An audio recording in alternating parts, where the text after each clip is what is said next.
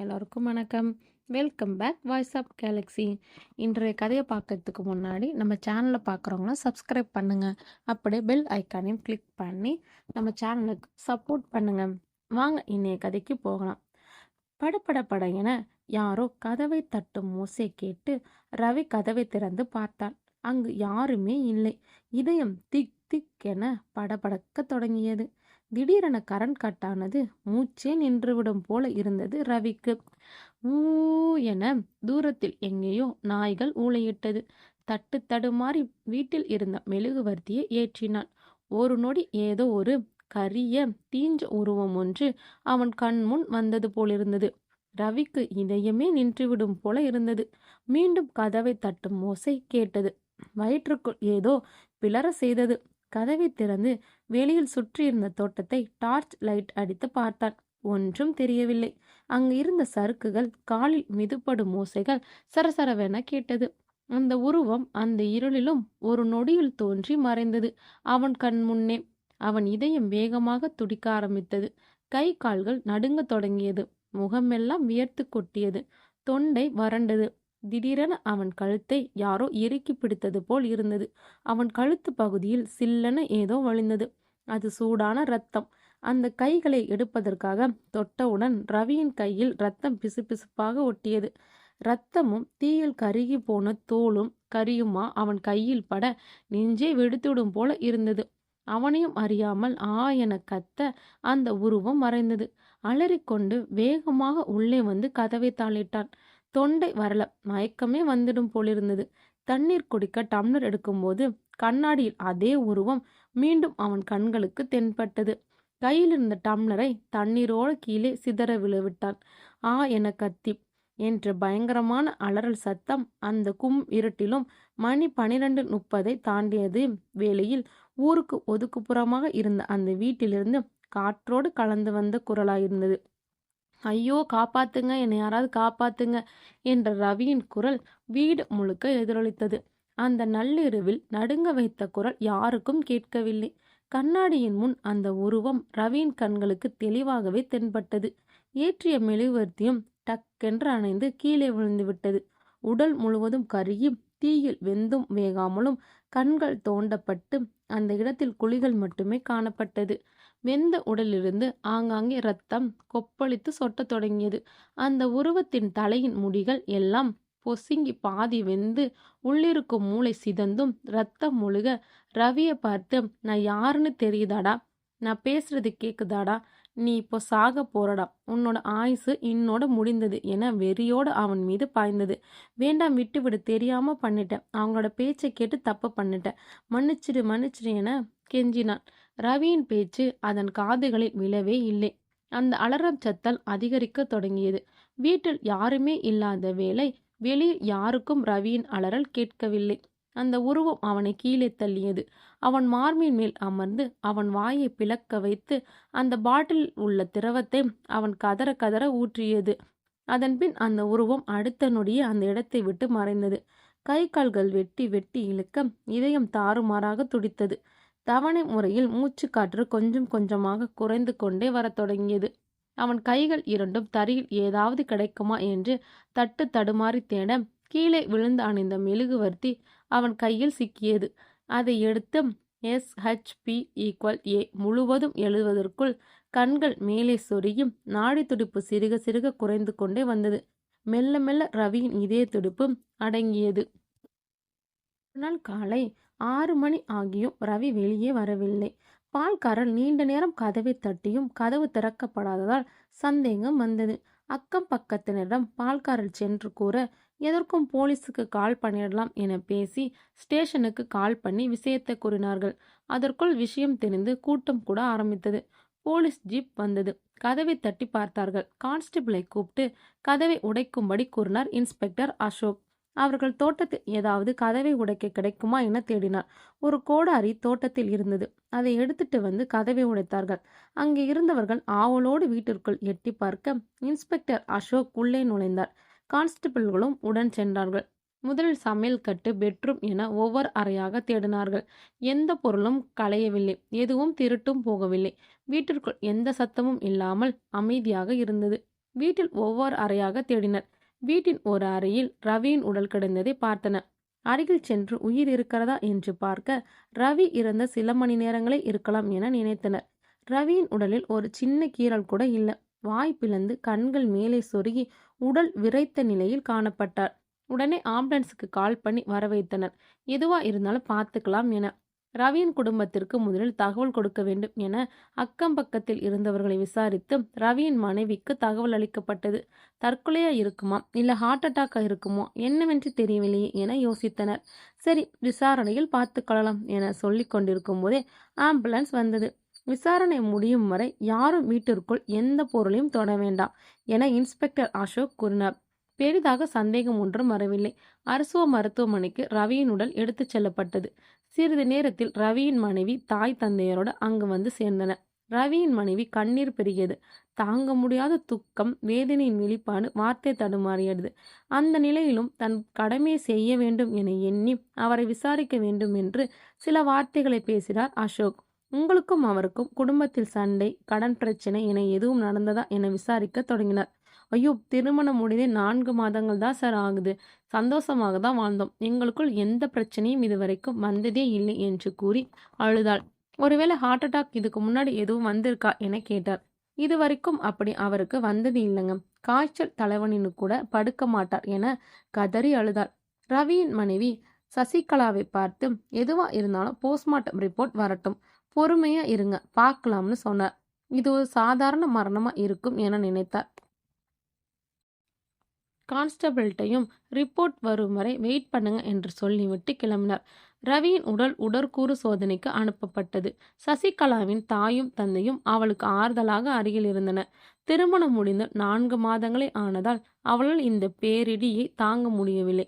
அழுது அழுது கண்கள் மயங்கி மயங்கி சரிந்தாள். மாலை 4 மணிக்கு போஸ்ட்மார்ட்டம் முடிந்த நிலையில் பாடியை வெளியே அனுப்பாமல் டாக்டர் சக்கரவர்த்தி அவசரமாக இன்ஸ்பெக்டர் அசோக்கிற்கு கால் பண்ணினார். இன்ஸ்பெக்டர் அசோக் தனது பணியை கவனித்துக் கொண்டிருக்கும் போது இடையில் கால் வர, ஹலோ, இன்ஸ்பெக்டர் அசோக் பேசுகிறேன், சொல்லுங்க என்றார். நான் டாக்டர் சக்கரவர்த்தி பேசுகிறேன். அது நீங்கள் காலையில் ஒரு கேஸ் போஸ்ட்மார்ட்டம் பண்ண அனுப்பிட்டு போனீங்களே, அது விஷயமா தான் பேசணும் என்றார். முடிஞ்சதா என கேட்க, முடிஞ்சது, ரிப்போர்ட் ரெடி. நாம் நினைச்ச மாதிரி ஹார்ட் அட்டாக்கா தற்கொலையா இல்லைங்க, இது ஒரு மர்மமான மரணமா இருக்கு. இது வரைக்கும் என்னோட சர்வீஸ்ல இப்படி ஒரு கேஸ் நான் பார்த்ததே இல்லை.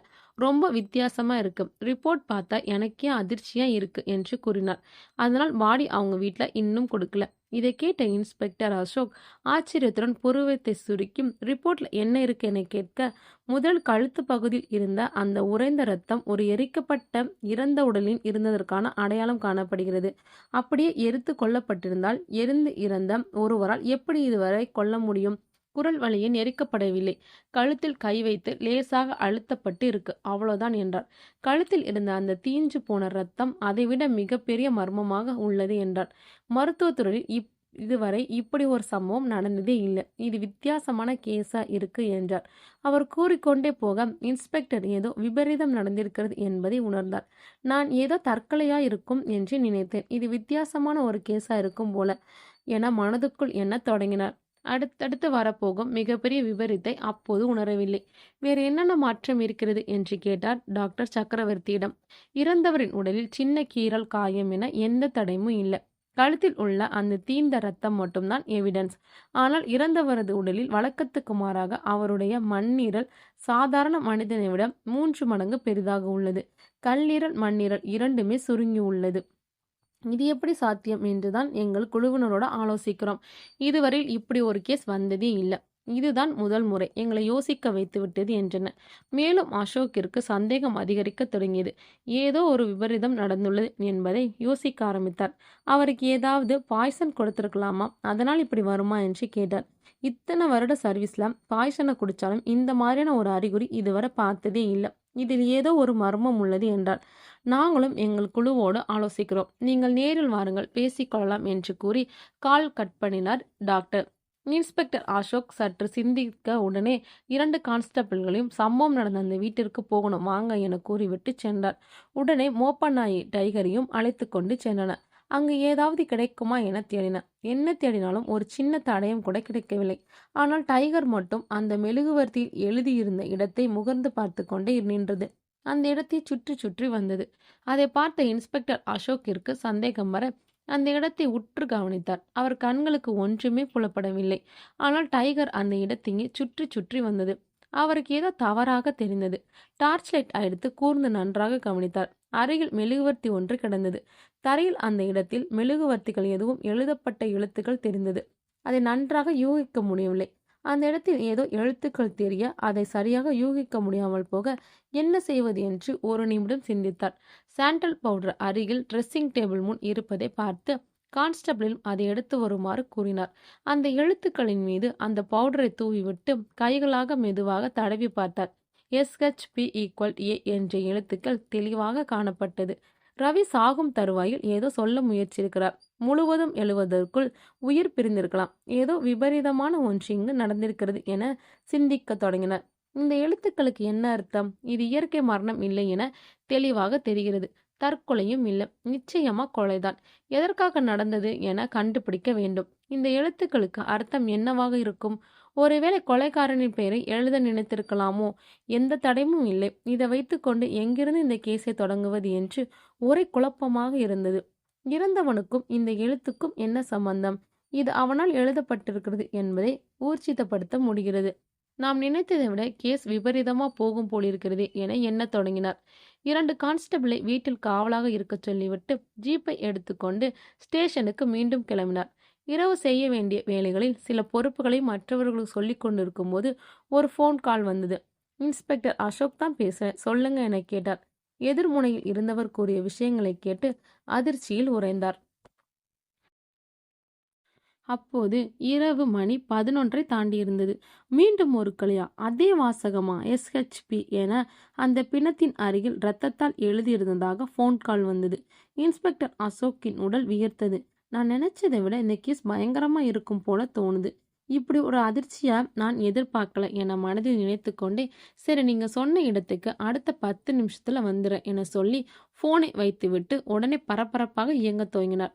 கான்ஸ்டபிள்ஸ் இங்க வாங்க, டிரைவரை ஜீப்பை ரெடி பண்ண சொல்லுங்க, என்னோட 2 பேர் வாங்க, வாசன் நீங்க 2 பேரும் ஸ்டேஷன்ல இருந்து பார்த்துக்கோங்க என கூறிவிட்டு வேகமாக ஜீப்பில் வந்து அமர்ந்து டிரைவரிடம் குறிப்பிட்ட இடத்தை கூறி வேகமாக போகச் சொன்னார். நகரத்தின் வெளியில் ஒதுக்குப்புறமாக இருந்த அந்த பாழடைந்த வீட்டை நோக்கி வந்தது ஜீப். ஜீப் அந்த குறிப்பிட்ட இடத்திற்கு வந்து நின்றது. இரவு நேரம் என்பதால் வீட்டின் அருகில் ஒரே இருட்டாக இருந்ததால் பணிகளை செய்வதில் தாமதம் ஏற்பட்டது. தேவையான மற்ற எல்லாமே ரெடி பண்ணிட்டு ஆட்களையும் வர சொல்லிவிட்டு ஆம்புலன்ஸ்க்கும் கால் பண்ணி வேலைகளை வேகமாக செய்ய தொடங்கின. கான்ஸ்டபிளை முன்னால் நிற்க வைத்துட்டு யார் முதல்ல பாடியை பார்த்தது என அசோக் கேட்க, நாங்க தான் நின்று கொண்டிருந்த அந்த 4 பேரும் சொன்னார்கள். சரி, பாடி எந்த இடத்துல இருந்து வந்து காட்டுங்க என்றார். அந்த 2 வீட்டின் ஒரு அறையில் கூட்டிட்டு போனான். அவர் பார்த்த காட்சி நெஞ்சை உறைய வைத்தது. இதே துடிப்பு வேகமாக துடிக்க தொடங்கியது. அடுத்த வார்த்தைகள் பேச வார்த்தை வரவில்லை. தொண்டை வறண்டு எச்சில் விழுங்க முடியாமல் தடுமாறினார். அங்கு ஒரு பிணம் கிடந்தது என்று கூட சொல்ல முடியாத நிலையில் கொடூரமாக கொல்லப்பட்டு கிடந்தது. அந்த உடல் அருகில் சென்று பார்த்தால் இரத்த வெள்ளத்தில் கண்கள் தோண்டப்பட்டு மூக்கு வெட்டப்பட்ட நிலையில் மூளை சிதறி கிடக்க ஒரு புறம் வாய் பிளந்து அகோரமாய் இறந்து கிடந்தான். சற்று கூர்ந்து கவனித்தார். அவன் கழுத்திலும் அதே தீந்து எரிந்த உடலின் இரத்த தடயங்கள் கழுத்தில் இருந்தது. பிணத்திற்கு அருகில் அதே எழுத்துகள் SHP என இரத்தத்தில் கோணல் மணலாக எழுதப்பட்டிருந்தது. நேற்று நடந்த கொலையில் SHB=A என இருந்தது. இங்கு SHP என்பதோடு நின்றுவிட்டது. இதில் ஏதோ மர்மம் இருக்கு. இதை முதலில் கண்டுபிடித்தால்தான் மர்மத்தின் முதல் முடிச்சு அவிழும். எழுதுறவன் எல்லாம் பாதியிலே எழுதிட்டு போய் சேர்ந்துடான். கொலைக்காரனோட பேரா இருக்குமா என தீவிர யோசனையுடன் இருக்க ஆம்புலன்ஸ் வரும் ஓசை கேட்டது.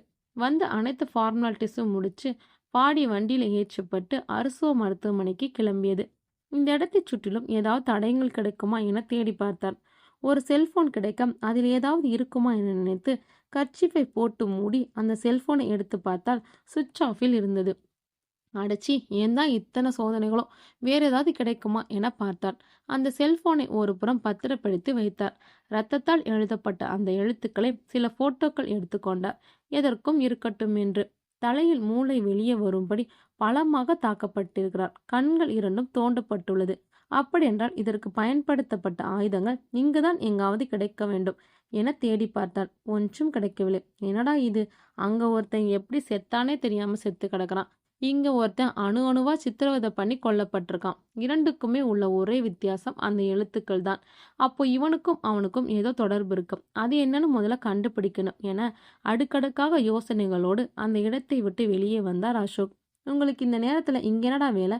4 பேரும் எதுக்கு இந்த இடத்துக்கு வந்தீங்க என அவர்களை கேள்வி மேல் கேள்வி கேட்டார். எப்பாவது நைட்ல தண்ணி அடிக்கணும்னா 4 பேர் இங்க வருவோம். எந்த தொல்லையும் இல்லாம நிம்மதியா சரக்கு அடிச்சிட்டு விழிஞ்சு போயிடுவோம். அப்படிதான் இன்னைக்கும் இங்க வந்தோம். ஆனா நாங்க வீட்டுக்கு பக்கத்துல வந்தபோது ஏதோ வித்தியாசமா ஒரு சத்தம் கேட்டுச்சு. கொஞ்சம் பயமா இருந்துச்சு. யாரோ உள்ள அலற சத்தம் வினோதமா இன்னொரு சத்தமும் கூடவே கேட்க, செல்போன் லைட் போட்டுட்டே உள்ள போய் பார்க்கலாம்னு போனோம். ஒரு அடி தான் எடுத்து வச்சிருப்போம். திடீர்னு எங்க மேல மாதிரி ஏதோ ஒண்ணு வந்து விழுந்துச்சு. அது என்னன்னு லைட் அடிச்சு பார்த்தா, எங்க மூச்சு நின்னுடும் போல இருந்துச்சு சார். அடுத்தடுத்து அவர்கள் சொன்னதை கேட்டு இன்ஸ்பெக்டர் அசோக்கின் கண்கள் அகல விரிய, இதய துடிப்பே நின்றுவிடும் போல இருந்தது. தோண்டப்பட்டிருந்த கண்ணு ரத்தத்தோட எங்க மேல வந்து விழுந்துச்சு சார். அதிர்ச்சியில பேச்சே வரல. அப்புறம் தைரியத்தை வரவழைச்சிட்டு கொஞ்சம் உள்ள போய் பார்த்தோம். அந்த உருவம் யாரோ ஒருத்தரை கீழே தள்ளி கொடூரமா கோடாரியால தலையில வெட்டுச்சு. இருட்டுல சரியா தெரியல. ஆனா ஒண்ணு சார், அந்த இடத்துல தீஞ்சு போன கெட்ட வாடை அடிச்சிச்சு சார். ஒரு நொடி அந்த உருவத்து மேல லைட் அடிச்சு பார்த்தோம். உசுரே இல்ல சார் அது. அதோட உடம்பு வெந்து ரத்தம் கொப்பளிக்க பார்க்க கோரமா இருந்துச்சு. அது லைட் அடிக்கவும் எங்க பக்கம் திரும்பிச்சு. அலறி அடிச்சுட்டு வெளில ஓடி வந்தோம். அந்த உருவம் எங்களை தாண்டி வேகமா எங்களுக்கு முன்னாடி ஓடி மறைஞ்சிருச்சு சார். அடுத்து என்ன செய்யறதுன்னே தெரில. உள்ள இருந்தது ஆனா பெண்ணான்னு கூட தெரில. உசுறு இருந்தா காப்பாத்தலாம்னு போய் பார்த்தோம். அது ஒரு ஆம்பளை. துடித்து கொண்டிருக்க தன் ரத்தத்தை தொட்டு ஏதோ இங்கிலீஷ்ல எழுதுனான். அப்போ கை காலம் வெட்டி வெட்டி இழுத்துச்சு. அப்படியே உயிர் போயிடுச்சு சார். அடுத்து என்ன பண்றதுதான் உங்களுக்கு கால் பண்ணிட்டேன். சரி, என் கூட ஸ்டேஷனுக்கு வாங்க. இதை அப்படியே அங்க சொல்லுங்க. ஐயா, நாங்க ஏதோ கூலி வேலை செய்கிறவங்க. கேஸ அது இதுன்னு அலைஞ்சா எங்க பொழப்பு போயிடும். உங்களை ஒன்றும் பண்ணல. வந்து நடந்ததை சொல்லிட்டு போங்க என்றார். அவர்களை ஜீப்பில் ஏற்றி ஸ்டேஷனில் வந்து இறக்கி, வாசன் இவங்க கிட்ட ஸ்டேட்மெண்ட் வாங்கு என்றார். 4 பேரும் பேரை சொல்லுங்க என்றார். சண்முகம், ஹரி, பரத், அருண் என்றனர். விவரங்களை எழுதி கொண்டு அவர்களை லாக்அப்ல போடுங்க என்றான் அசோக். சார், நாங்க தான் நடந்து சொல்லிட்டோமே, எங்களை விட்டுருங்க சார் என கதற, கொலை நடந்த இடத்துல நீங்க இருந்தீங்க. நீங்க மட்டும்தான் சாட்சி. இந்த கேஸ் முடிகிற வரைக்கும் நீங்க இங்க தான் இருக்கணும்னு சொல்லிட்டு அடுத்த வேலையை தொடங்கினார். அதற்குள் மீடியாவிலிருந்து வந்தனர். சார் வணக்கம், நாங்க மீடியா. அதான் தெரியுதே, வாங்க என்றார். 2 நாளா தொடர்ந்து மர்மமான முறையில் கொலை நடக்குதுன்னு ஒரே பரபரப்பு. இதை பத்தி நீங்க என்ன நினைக்கிறீங்க? சார், இந்த 2 கொலைக்கும் ஏதாவது தொடர்பு இருக்கா? இறந்தவர்கள் அருகில் ஏதோ எழுதப்பட்டிருந்துச்சாமே, அது என்ன எழுத்து சார் என அசோக்கிடம் கேள்வி கணைகளை தொடுத்தனர். ஒரு நிமிஷம், நீங்க இப்படி கேள்விகளை அடுக்கிட்டே போனா எப்படி? நான் இப்போதான் கேஸ்ல விசாரணை ஆரம்பிச்சிருக்கோம். சார், அந்த எழுத்து கொலையாளியோட பேரா இருக்கலாமா? இருக்கலாம். வேற ஏதாவது தடயங்கள் கிடைத்ததா? அங்க என்ன நடந்ததுன்னு கொஞ்சம் விளக்கமா சொல்லுங்க சார். உங்க கேள்விக்கு இப்ப என்னால பதில் சொல்ல முடியாது. இந்த கேஸ் பத்தின மற்ற விவரங்களை சேகரிக்கணும். சாரி, ப்ளீஸ் என வேகமாக அசோக் சிஹெச்சுக்கு வந்தார்.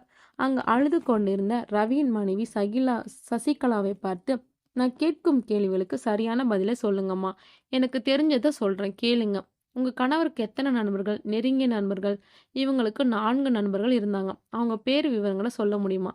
எனக்கு தெரிஞ்சதை சொல்றேன் என மேலும் விவரங்களை சொன்னார். அவங்க பேரை சொல்லுங்க. வாசு, ரகு, குணா, ஆனந்த். அவங்க ஃபோட்டோஸ் எதுவும் இருக்குமா? அவர் செல்லில் இருக்குங்க. நான் இப்போ ஒரு ஃபோட்டோ காட்டுறேன். அவங்கள அடையாளம் காட்ட முடியுமா? தெரிஞ்சா சொல்றேன் என்றார். தனது செல்லில் இருந்த இரவு நடந்த அந்த கொடூரமான மரணத்தை காட்டினார். ஒரு கணம் சசிகலா பயந்து நடுங்கினார். கொஞ்சம் தைரியமா பார்த்து சொல்லுங்க சார். சார் என தொண்டை வரல, பேச்சு வராமல் தவித்தாள். இது வாசுதான் சார். ஐயோ, என்ன சார் நடக்குது? இவருக்கே இந்த கொடுமை என அழுதாள். இந்த கேஸ் முடிகிற வரை உங்க கணவரின் உடலை தர முடியாது. கொஞ்சம் அமைதியா இருங்க என கூறிவிட்டு டாக்டர் சக்கரவர்த்தியை பார்க்க போனார். ஹலோ டாக்டர், வாங்க அசோக், உட்காருங்க. இரவு அனுப்பிய பாடியை போஸ்ட்மார்ட்டம் முடிஞ்சதா டாக்டர்? ஏதாவது தடயங்கள் கிடைக்குமா என்று கேட்டார் அசோக். அதற்கு டாக்டர் சக்கரவர்த்தி கூறிய பதில் மிகப்பெரிய அதிர்ச்சியை தந்தது. அசோக்கின் உடல் வியர்த்தது. என்ன டாக்டர் சொல்றீங்க? ஆமாம் அசோக், 2 கொலைகளும் ஒரே மாதிரியான 2 ஒற்றுமைகள் நடந்திருக்கு. போஸ்ட்மார்ட்டம் ரிப்போர்ட் வந்துருச்சு. என்ன டாக்டர் அது? ப்ளீஸ் சீக்கிரமா சொல்லுங்க. ஏதாவது க்ளூ கிடைச்சிருக்கா? ஆமா அசோக், முதலாவதா 2 பேருமே உயிர் விட்ட நேரம் 12:35. இரண்டாவதா 2 பேருக்குமே மண்ணீரல் வீங்கி கல்லீரல், சிறுநீர் இரண்டுமே சுருங்கி உள்ளது. இது எப்படி சாத்தியம் டாக்டர்? நாங்களும் அதை தான் யோசிக்கிறோம். கொலையாளி ஒருத்தன் தான். 2 பேரையும் ஒருத்தன் தான் கொன்னு இருக்கணும். ஒரு சின்ன க்ளூ கிடைச்சா கூட கொலையாளை கண்டுபிடிக்கலாம். ஆனால் இதுவரைக்கும் கொலையாளி ஆணா பெண்ணா, என்ன காரணத்துக்கு இந்த கொலை நடக்குது, யார் கொலையாளி என்பதற்கு எந்த தடயமும் கிடைக்கவில்லை. என்னதான் செய்வது என கோபம் தலைக்கேறிய இன்ஸ்பெக்டர் அசோக்கிற்கு கூடிய விரைவில் இதற்கான சரியான ரிசல்ட்டை தரோம் mister Ashok. Okay doctor, thank you என அசோக் வேகமாக வெளியில் வந்து ஜீப்பை ஸ்டேஷன் நோக்கி விடச் சொன்னார். அடுத்தடுத்த வேலைகளை வேகமாக செய்ய தொடங்கினார். மனதில் 1000 சிந்தனைகள். இப்ப 5 பேரில் 2 பேர் செத்துட்டாங்க, மீதி இருக்கிறது 3 பேர். அடுத்தடுத்து கொலை நடக்குது. அடுத்த கொலை நடக்கிறதுக்குள்ள அவங்க 3 பேரையும் நம்மோட பாதுகாப்பு கொண்டு வரணும். உடனே அதற்கான ஏற்பாடுகளை செய்யணும் என நினைத்து கொண்டு ஸ்டேஷனுக்கு சென்றார். அங்கே ஒரு பெண்மணியும் 19 வயது மதிக்கத்தக்க ஒரு இளைஞனும் அவரை பார்த்தவுடன் ஓடி வந்து கதறி அழத் தொடங்கினார். யாருமா, நீங்க என்ன விஷயமா வந்திருக்கீங்க என்று கேட்க, அதற்குள் வாசன் வந்து, சார், இவங்க ஒரு மிஸ்ஸிங் கேஸ் விஷயமா வந்திருக்காங்க. விவரங்களை எழுதி வாங்கிட்டோம். உங்களை பார்த்துட்டு தான் போவேன் என்று பிடிவாதமா இருக்கிறார்கள் என்று கூறினார். அவர்களை கூப்பிட்ட அசோக், என்ன விவரம் சொல்லுங்க என கேட்க, எனக்கு 2 பசங்க சார். மூத்த மகன் பேர் ஆனந்த், இவன் சின்ன பையன் பேர் அருண். என்னோட பெரிய பையன் ஒரு வாரத்துக்கு முன்னாடி வேலைக்கு போறேன்னு சொல்லிட்டு போன பையன்தான். இன்னும் வீட்டுக்கு திரும்பி வரவே இல்லை. என்னாச்சு ஏதாச்சுன்னு ஒண்ணுமே தெரியல சார். ஃபோன் பண்ணா சுவிட்ச் ஆஃப்லே தான் இருக்கு. இது வரைக்கும் எங்க போனான்னு தெரியல. நீங்க தான் கண்டுபிடித்து தரணும் என கதறி அழுதான். இவங்க எங்க இருக்காங்க? காணாம போன இவங்க பையன் என்ன வேலை செய்கிறான், எங்க வேலை செஞ்சா அப்படிங்கிற எல்லா விவரங்களையும் எழுதி வாங்கிட்டு அனுப்புங்க என்றார். எல்லா விவரங்களையும் எழுதி வாங்கிட்டேன் சார் என சொல்ல, அருணை கூப்பிட்டு, நீ என்னப்பா படிக்கிற, எங்க படிக்கிற என கேட்டார். BSc chemistry final year sir என்று கூறினான். காணாமல் போனது உன்னோட அண்ணனா? சரி, இது விஷயமா நாங்க நடவடிக்கை எடுக்கிறோம். நாங்க கூப்பிடும்போது தேவைப்பட்டா வாங்க. வேறு ஏதும் விவரங்கள் தேவைப்பட்டால் கேட்கிறோம். ஃபோன் நம்பர் எழுதி கொடுத்துட்டு போங்க என சொல்லி அனுப்பி வைத்தார். அவர்களை கையெடுத்து கும்பிட்டு வெளியே சென்றார்கள். அசோக் வாசனை கூப்பிட்டார். அந்த அம்மா கிட்ட அவங்க பையனோட போட்டோ ஒன்று வாங்கிக்கிட்டேயா என கேட்டார். வாங்கிட்டேன் சார் என வாசன் கூறினான். அப்புறம் அந்த ரவி பாடி அருகே கிடந்த செல்போன் கொண்டு வந்து அதை சார்ஜ் போட்டு வைக்க சொன்னேன், போட்டு வச்சிங்களா? அதை கொண்டு வாங்க, ஏதாவது டீட்டெயில்ஸ் கிடைக்குதா பார்க்கலாம் என்று கொண்டு வர சொன்னார். அந்த செல்லை கொண்டு வந்து அதில் உள்ள போட்டோக்களை தேடினார். அதில் ரவியோடு அவருடைய நண்பர்களும் சேர்ந்து எடுத்த புகைப்படம் ஒன்று மட்டுமே இருந்தது. ஃபோன் நம்பர்ஸ் இருக்கா என தேடி அனைத்துமே அழிக்கப்பட்டு இருந்தது. இதுல ரவி, வாசு தெரியும். மற்ற 3 பேர் யாருன்னு அவங்க குடும்பத்தை சேர்ந்தவங்க அடையாளம் காட்டினாதான் தெரியும். உடனடியா வேலையில் ஈடுபடணும். இப்பவே மணி 10 ஆகுது. இன்னைக்கு இரவும் ஒரு கொலை நடக்காமல் தடுத்தாகணும். கொஞ்சம் வேகமா நான் சொல்ற வேலையை முடிங்க என்று கூறினார். மீண்டும் ரவியின் மனைவி சொன்ன தகவலை வைத்து ஆனந்த், ரகு, குணா ஆகிய 3 விலாசத்தையும் ஃபோன் நம்பரையும் எவ்வளவு விரைவில் கண்டுபிடிக்க முடியுமோ அவ்வளவு விரைவில் கண்டுபிடிக்க வேண்டும் என்று திசைக்கு ஒருவராக பிரித்து ஒவ்வொரு தகவலையும் வேகமாக சேகரித்து வர அனுப்பினார். ரவியின் மனைவி கொடுத்த தகவலின்படி அவர் சொன்ன இடத்தில் 3 இல்லை. 3 குடும்பங்களுமே வீட்டை காலி பண்ணிட்டு தற்போது வேறு இடத்தில் குடியிருப்பதாக தகவல் வந்தது. அங்கிருந்து தகவல் சேகரிப்பதற்குள் இரவு நேரம் நெருங்கிக் கொண்டிருந்தது. விலாசத்தை கண்டுபிடிக்க முடியவில்லை என்றாலும் அவருடைய போன் நம்பர் கிடைத்தது.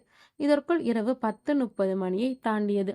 முதல் குணாவிற்கு கால் பண்ண நாட் ரீச்சபிள் என்றே வந்தது. 3 பேருக்கும் கால் எடுக்கும் வரை மீண்டும் மீண்டும் முயற்சி செய்யுங்கள் என கூறினார். அசோக்கும் சேர்ந்து 3 பேருக்கும் திரும்ப திரும்ப கால் பண்ணிட்டே இருக்க ஆனந்தின் கால் பண்ண மொபைல் சுவிட்ச் ஆஃப் என்றே வந்தது. நேரம் நெருங்க நெருங்க டென்ஷன் அதிகமாகி அடுத்து ரகுவிற்கு கால் பண்ண முயற்சி செய்தனர். நாட் ரீச்சபிள் என்று வந்தது. மணி 12 தாண்டியது. 12:35க்கு இன்னும் சிறிது நேரமே இருந்தது. அந்த நேரத்திற்குள் கொலை நடக்கும் என அசோக்கின் மனதுக்குள் ஒரு பய உணர்வு தோன்றியது. இன்றும் கொலை நடந்தால் எங்கு நடக்கும், எப்படி நடக்கும், எந்த தடையும் இல்லாமல் இதை எப்படி கொண்டு போவது என மிகவும் குழப்பமான மனநிலையில் காணப்பட்டார். ஆனந்த், குணா இருவருக்கும் திரும்ப கால் பண்ண முயற்சி செய்தனர். மணி 12:30 தொட்டிருந்தது. இன்ஸ்பெக்டர் அசோக்கின் இதயம் தாறுமாறாக துடிக்கத் தொடங்கியது. இன்னும் 5 நிமிடங்கள் தான் உள்ளது. இன்னும் சில நிமிடங்களில் ஒரு கொலை நடக்கப் போகிறது என்று தெரிந்தும் அதை தடுக்க முடியாமல் இருக்கிறோமே என்று மிகுந்த மனவேதனையில் காணப்பட்டார். அப்பொழுது ரகுவின் நம்பருக்கு ரிங் போனது. எதிர்முனையில் எடுத்தவுடன், ஹலோ, நான் இன்ஸ்பெக்டர் அசோக் என பேச ஆரம்பித்தார். அப்போது அங்கிருந்து பயங்கரமான அலறல் சத்தம் என்று கேட்க அசோக் அதிர்ச்சியில் உறைந்தார். நினைத்து போலவே நடந்துவிட்டதே, என்னால் ஒன்றுமே செய்ய முடியவில்லை என புழுவாக துடித்தார் அசோக். அந்த கணம் வேதனைப்படுவது தவிர அவரால் ஒன்றுமே செய்ய முடியவில்லை. ஆனால் அந்த அலறல் மேலும் பயங்கரமாகி கொண்டே போனது. சத்தத்தை கேட்க மட்டுமே முடிந்தது. அந்த சத்தம் எங்கிருந்து வருகிறது என்பதை பற்றி எதையும் யூகிக்க கூட முடியவில்லை. சத்தம் கொஞ்சம் கொஞ்சமாக அடங்கியது. சத்தத்தை அசோக் கூர்ந்து கேட்டார். அங்கு சிறிது நேரத்தில் ஒரு அமைதி மட்டுமே நிலவியது. கொலை நடந்து விட்டதா, இறந்து விட்டானா என குழப்பத்தோடு யோசித்தார் அசோக். அப்போது ஒரு அழுக்குரல் ஓசை கேட்டது. தாங்க முடியாத துக்கத்தில் அழுவதைப் போல வெம்பி வெம்பி அழுமோசை கேட்டது. அந்த குரல் ஆனா பெண்ணா என யூகிப்பதற்குள் நின்று போனது. ஒரு நிமிடம் பரபரப்பாக இயங்கத் தொடங்கினார். ரகுவின் செல்போன் நம்பர் உடனே ட்ரேஸ் பண்ண சொல்லுங்க. சிக்னல் எந்த இடத்த காட்டுதுன்னு உடனே கேட்டு தகவல் சொல்லுங்க என கூற வாசனும் உடனடியாக அந்த தகவலை சேகரித்தார். வாசன் சேகரித்த விவரங்களை அசோக்கிடம் கேட்க கூற அதை கேட்டதும் இன்ஸ்பெக்டர் அசோக்கிற்கு அடுத்த அதிர்ச்சி காத்திருந்தது. கொலை நடந்த அந்த பாழடைந்த வீடு இருந்த இடம்தான் அந்த சிக்னலை காட்டி இருந்தது. அச்சோ கடவுளே! அப்போ அந்த கொலைகாரன் வாசுவை கொன்ன அதே இடத்தில்தான் ரகுவையும் கொண்டு போய் ஏதோ பண்ணியிருக்கணும் என அசோக் நினைத்தான். நிச்சயம் அங்க ஏதோ நடந்திருக்கு. உடனே அந்த இடத்துக்கு போய் ஆகணும். வாசன், என்னோட 4 பேர் கிளம்புங்க. ஸ்டேஷன்ல 2 பேர் இருங்க. கிளம்புவதற்கான ஏற்பாடுகளை உடனே பண்ணுங்க. Come on quick. சார், சிக்னல் தான் அங்க காட்டுது. ஏதாவது நடந்திருக்கலாம் என ஏன் நெகட்டிவா நினைக்கணும் என்றான் வாசன். இல்ல வாசன், அந்த பயங்கரமான அலறல் சத்தம் என் காதுல இன்னும் கேட்டுட்டே இருக்கு என சொல்லிக் கொண்டிருக்கும் போதே டேபிளில் இருக்கும் அந்த மிஸ்ஸிங் ஃபைலை தற்செயலாக அசோக் பார்த்தார். பார்த்தவுடன் ஒரே அதிர்ச்சி. ஓ மை காட், நாம் நினைத்ததை விட விஷயம் அசுர வேகத்தில் போயிட்டு இருக்கு வாசன். கமிஷனர் ஆபீஸுக்கு உடனே போன் போட்டு கொடுங்க என்றார் அசோக். சார், கமிஷனர் லைன்ல இருக்கா என போனை கொடுக்க அசோக் போனை எடுத்து, ஹலோ சார், நான் இன்ஸ்பெக்டர் அசோக் பேசுறேன். கொலை கேஸ் விஷயமா கொஞ்சம் பேசணும் என ஆரம்பித்தார். சொல்லுங்க அசோக், கேஸ் எந்த அளவில் போயிட்டு இருக்கு? ஏதாவது தடயம் கிடைச்சதா? விசாரணை கொஞ்சம் வேகமா இருக்கட்டும் என்றார். இதுவரைக்கும் எந்த தடையும் கிடைக்கவில்லை சார். அதிர்ச்சி மேல அதிர்ச்சியான விஷயம் தான் நடந்துட்டு இருக்கு சார். இப்ப என்ன ப்ராப்ளம்? சார், இன்னைக்கு காலையில வந்த மிஸ்ஸிங் கேஸ் ஃபைல இருந்த போட்டோவை இப்போதான் பார்த்தேன். அதில் இருக்க ஆனந்தும் நம்ம கொலை கேஸ்ல காப்பாற்றணும் தேடிட்டு இருக்க ஆனந்த் 2 பேருமே ஒன்று தான். இப்போதான் தற்செயலா அந்த போட்டோவை பார்த்தேன் சார். ஓ மை காட், என்ன சொல்றீங்க? அசோக், ஆல்ரெடி 2 கொலை நடந்திருக்கு. இப்போ வரைக்கும் எந்த தடையுமே கிடைக்கல. 3ஆவதா ஆனந்தம் காணும்னு சொல்றீங்க. கேஸ்ல இருக்க மீதி 2 பேர் என்ன ஆனாங்க? அதுதான் கண்டுபிடிக்க முயற்சி பண்ணிட்டு இருக்கோம் சார். கொஞ்ச நேரத்துக்கு முன்னாடி அந்த 2 பேர் செல்லுக்கும் ட்ரை பண்ணோம் சார். குணாவோட செல் நாட் ரீச்சபிளாக இருந்துச்சு. அடுத்துக்கு ரகுவுக்கு ட்ரை பண்ணோம். கொஞ்ச நேரத்துக்கு முன்னாடி கால் அட்டன் பண்ணாங்க. அப்போ எதிர்முனையில் இருந்து பயங்கரமான அலறல் சத்தம் மட்டும் கேட்டுச்சு. அப்புறம் கொஞ்சம் கொஞ்சமா அந்த சத்தம் அடங்கிருச்சு. அது மட்டும் இல்ல, அதற்கு பிறகு யாரோ அழுகுரல் சத்தம் கேட்டுச்சு. அதன் குரல் ஆனா பெண்ணான்னு நான் கூர்ந்து கேட்கறதுக்குள்ள அந்த சத்தம் அடங்கிருச்சு. விஷயம் கொஞ்சம் விபரீதமா தான் போயிட்டு இருக்கு போல. அசோக், உங்களுக்கு ஹெல்ப்புக்கு யாராவது வேணும்னா கூட வச்சுக்கோங்க. கிரைம்ல இருந்து கூட அனுப்ப சொல்றேன். பர்மிஷன் வாங்கித்தரேன் என்றார் கமிஷனர் தங்கத்துரை. எஸ் சார், நிச்சயமா கூட யாராவது இருந்தா நல்லா இருக்கும். எல்லா பக்கமும் போக வேண்டியிருக்கு. அடுத்த கொலை நடக்கிறதுக்குள்ள தடுத்தே ஆகணும். கூட ஹெல்ப் பண்ண யாராவது இருந்தா பெட்டரா இருக்கும்னு ஃபீல் பண்றேன். முடிஞ்சவரை இந்த விஷயத்த வேகமா கொண்டு போங்க அசோக். அடுத்து அந்த 2 பேரையும் நம்ம பாதுகாப்புக்கு கொண்டு வருங்க. ரகு என்னானா? இப்ப எங்க இருக்கான்? ஆனந்தோட நிலைமை என்ன? இது எல்லாம் எவ்வளவு சீக்கிரம் முடியுமோ அவ்வளவு சீக்கிரம் தேடுதல் வேட்டையில் இறங்கி கண்டுபிடிங்க. ஆர்டர் போட்டு காலை கட் பண்ணினார் கமிஷனர் தங்கத்துரை. இரவு மணி 1 நெருங்கி இருந்தது. ஜீப்பில் கான்ஸ்டபிளுடன் ஏறி அந்த பாழடைந்த வீட்டிற்கு போய் சேர்ந்தனர். வெளிச்சத்திற்கு தேவையான முன்னேற்பாடுகளை சென்றனர். ஏற்கனவே அந்த இடம் பழக்கப்பட்டதால் அங்கு உள்ள ஒவ்வொரு அறையா சென்று தேடினர். கூடவே மோப்பனாய் ஜூலியையும் கூட்டிட்டு வந்திருந்தனர். அது ஒரு அறையை நோக்கி இழுத்துச் சென்றது. அங்கு அவர் பார்த்த காட்சி முகமெல்லாம் வியர்த்து நெஞ்சை பதற வைத்தது. இறந்து கிடந்தது நாம் தேடிய ரகுதான். அங்கு கீழே கிடந்த பாடியில் கண்கள் 2ம் தோண்டப்பட்டு தலை பிளக்கப்பட்டு மூளை வெளியில் சிதறி கிடந்தது. அவனது கழுத்தில் அதே வெந்து தீர்ந்த இரத்தக்கரை படிந்திருந்தது.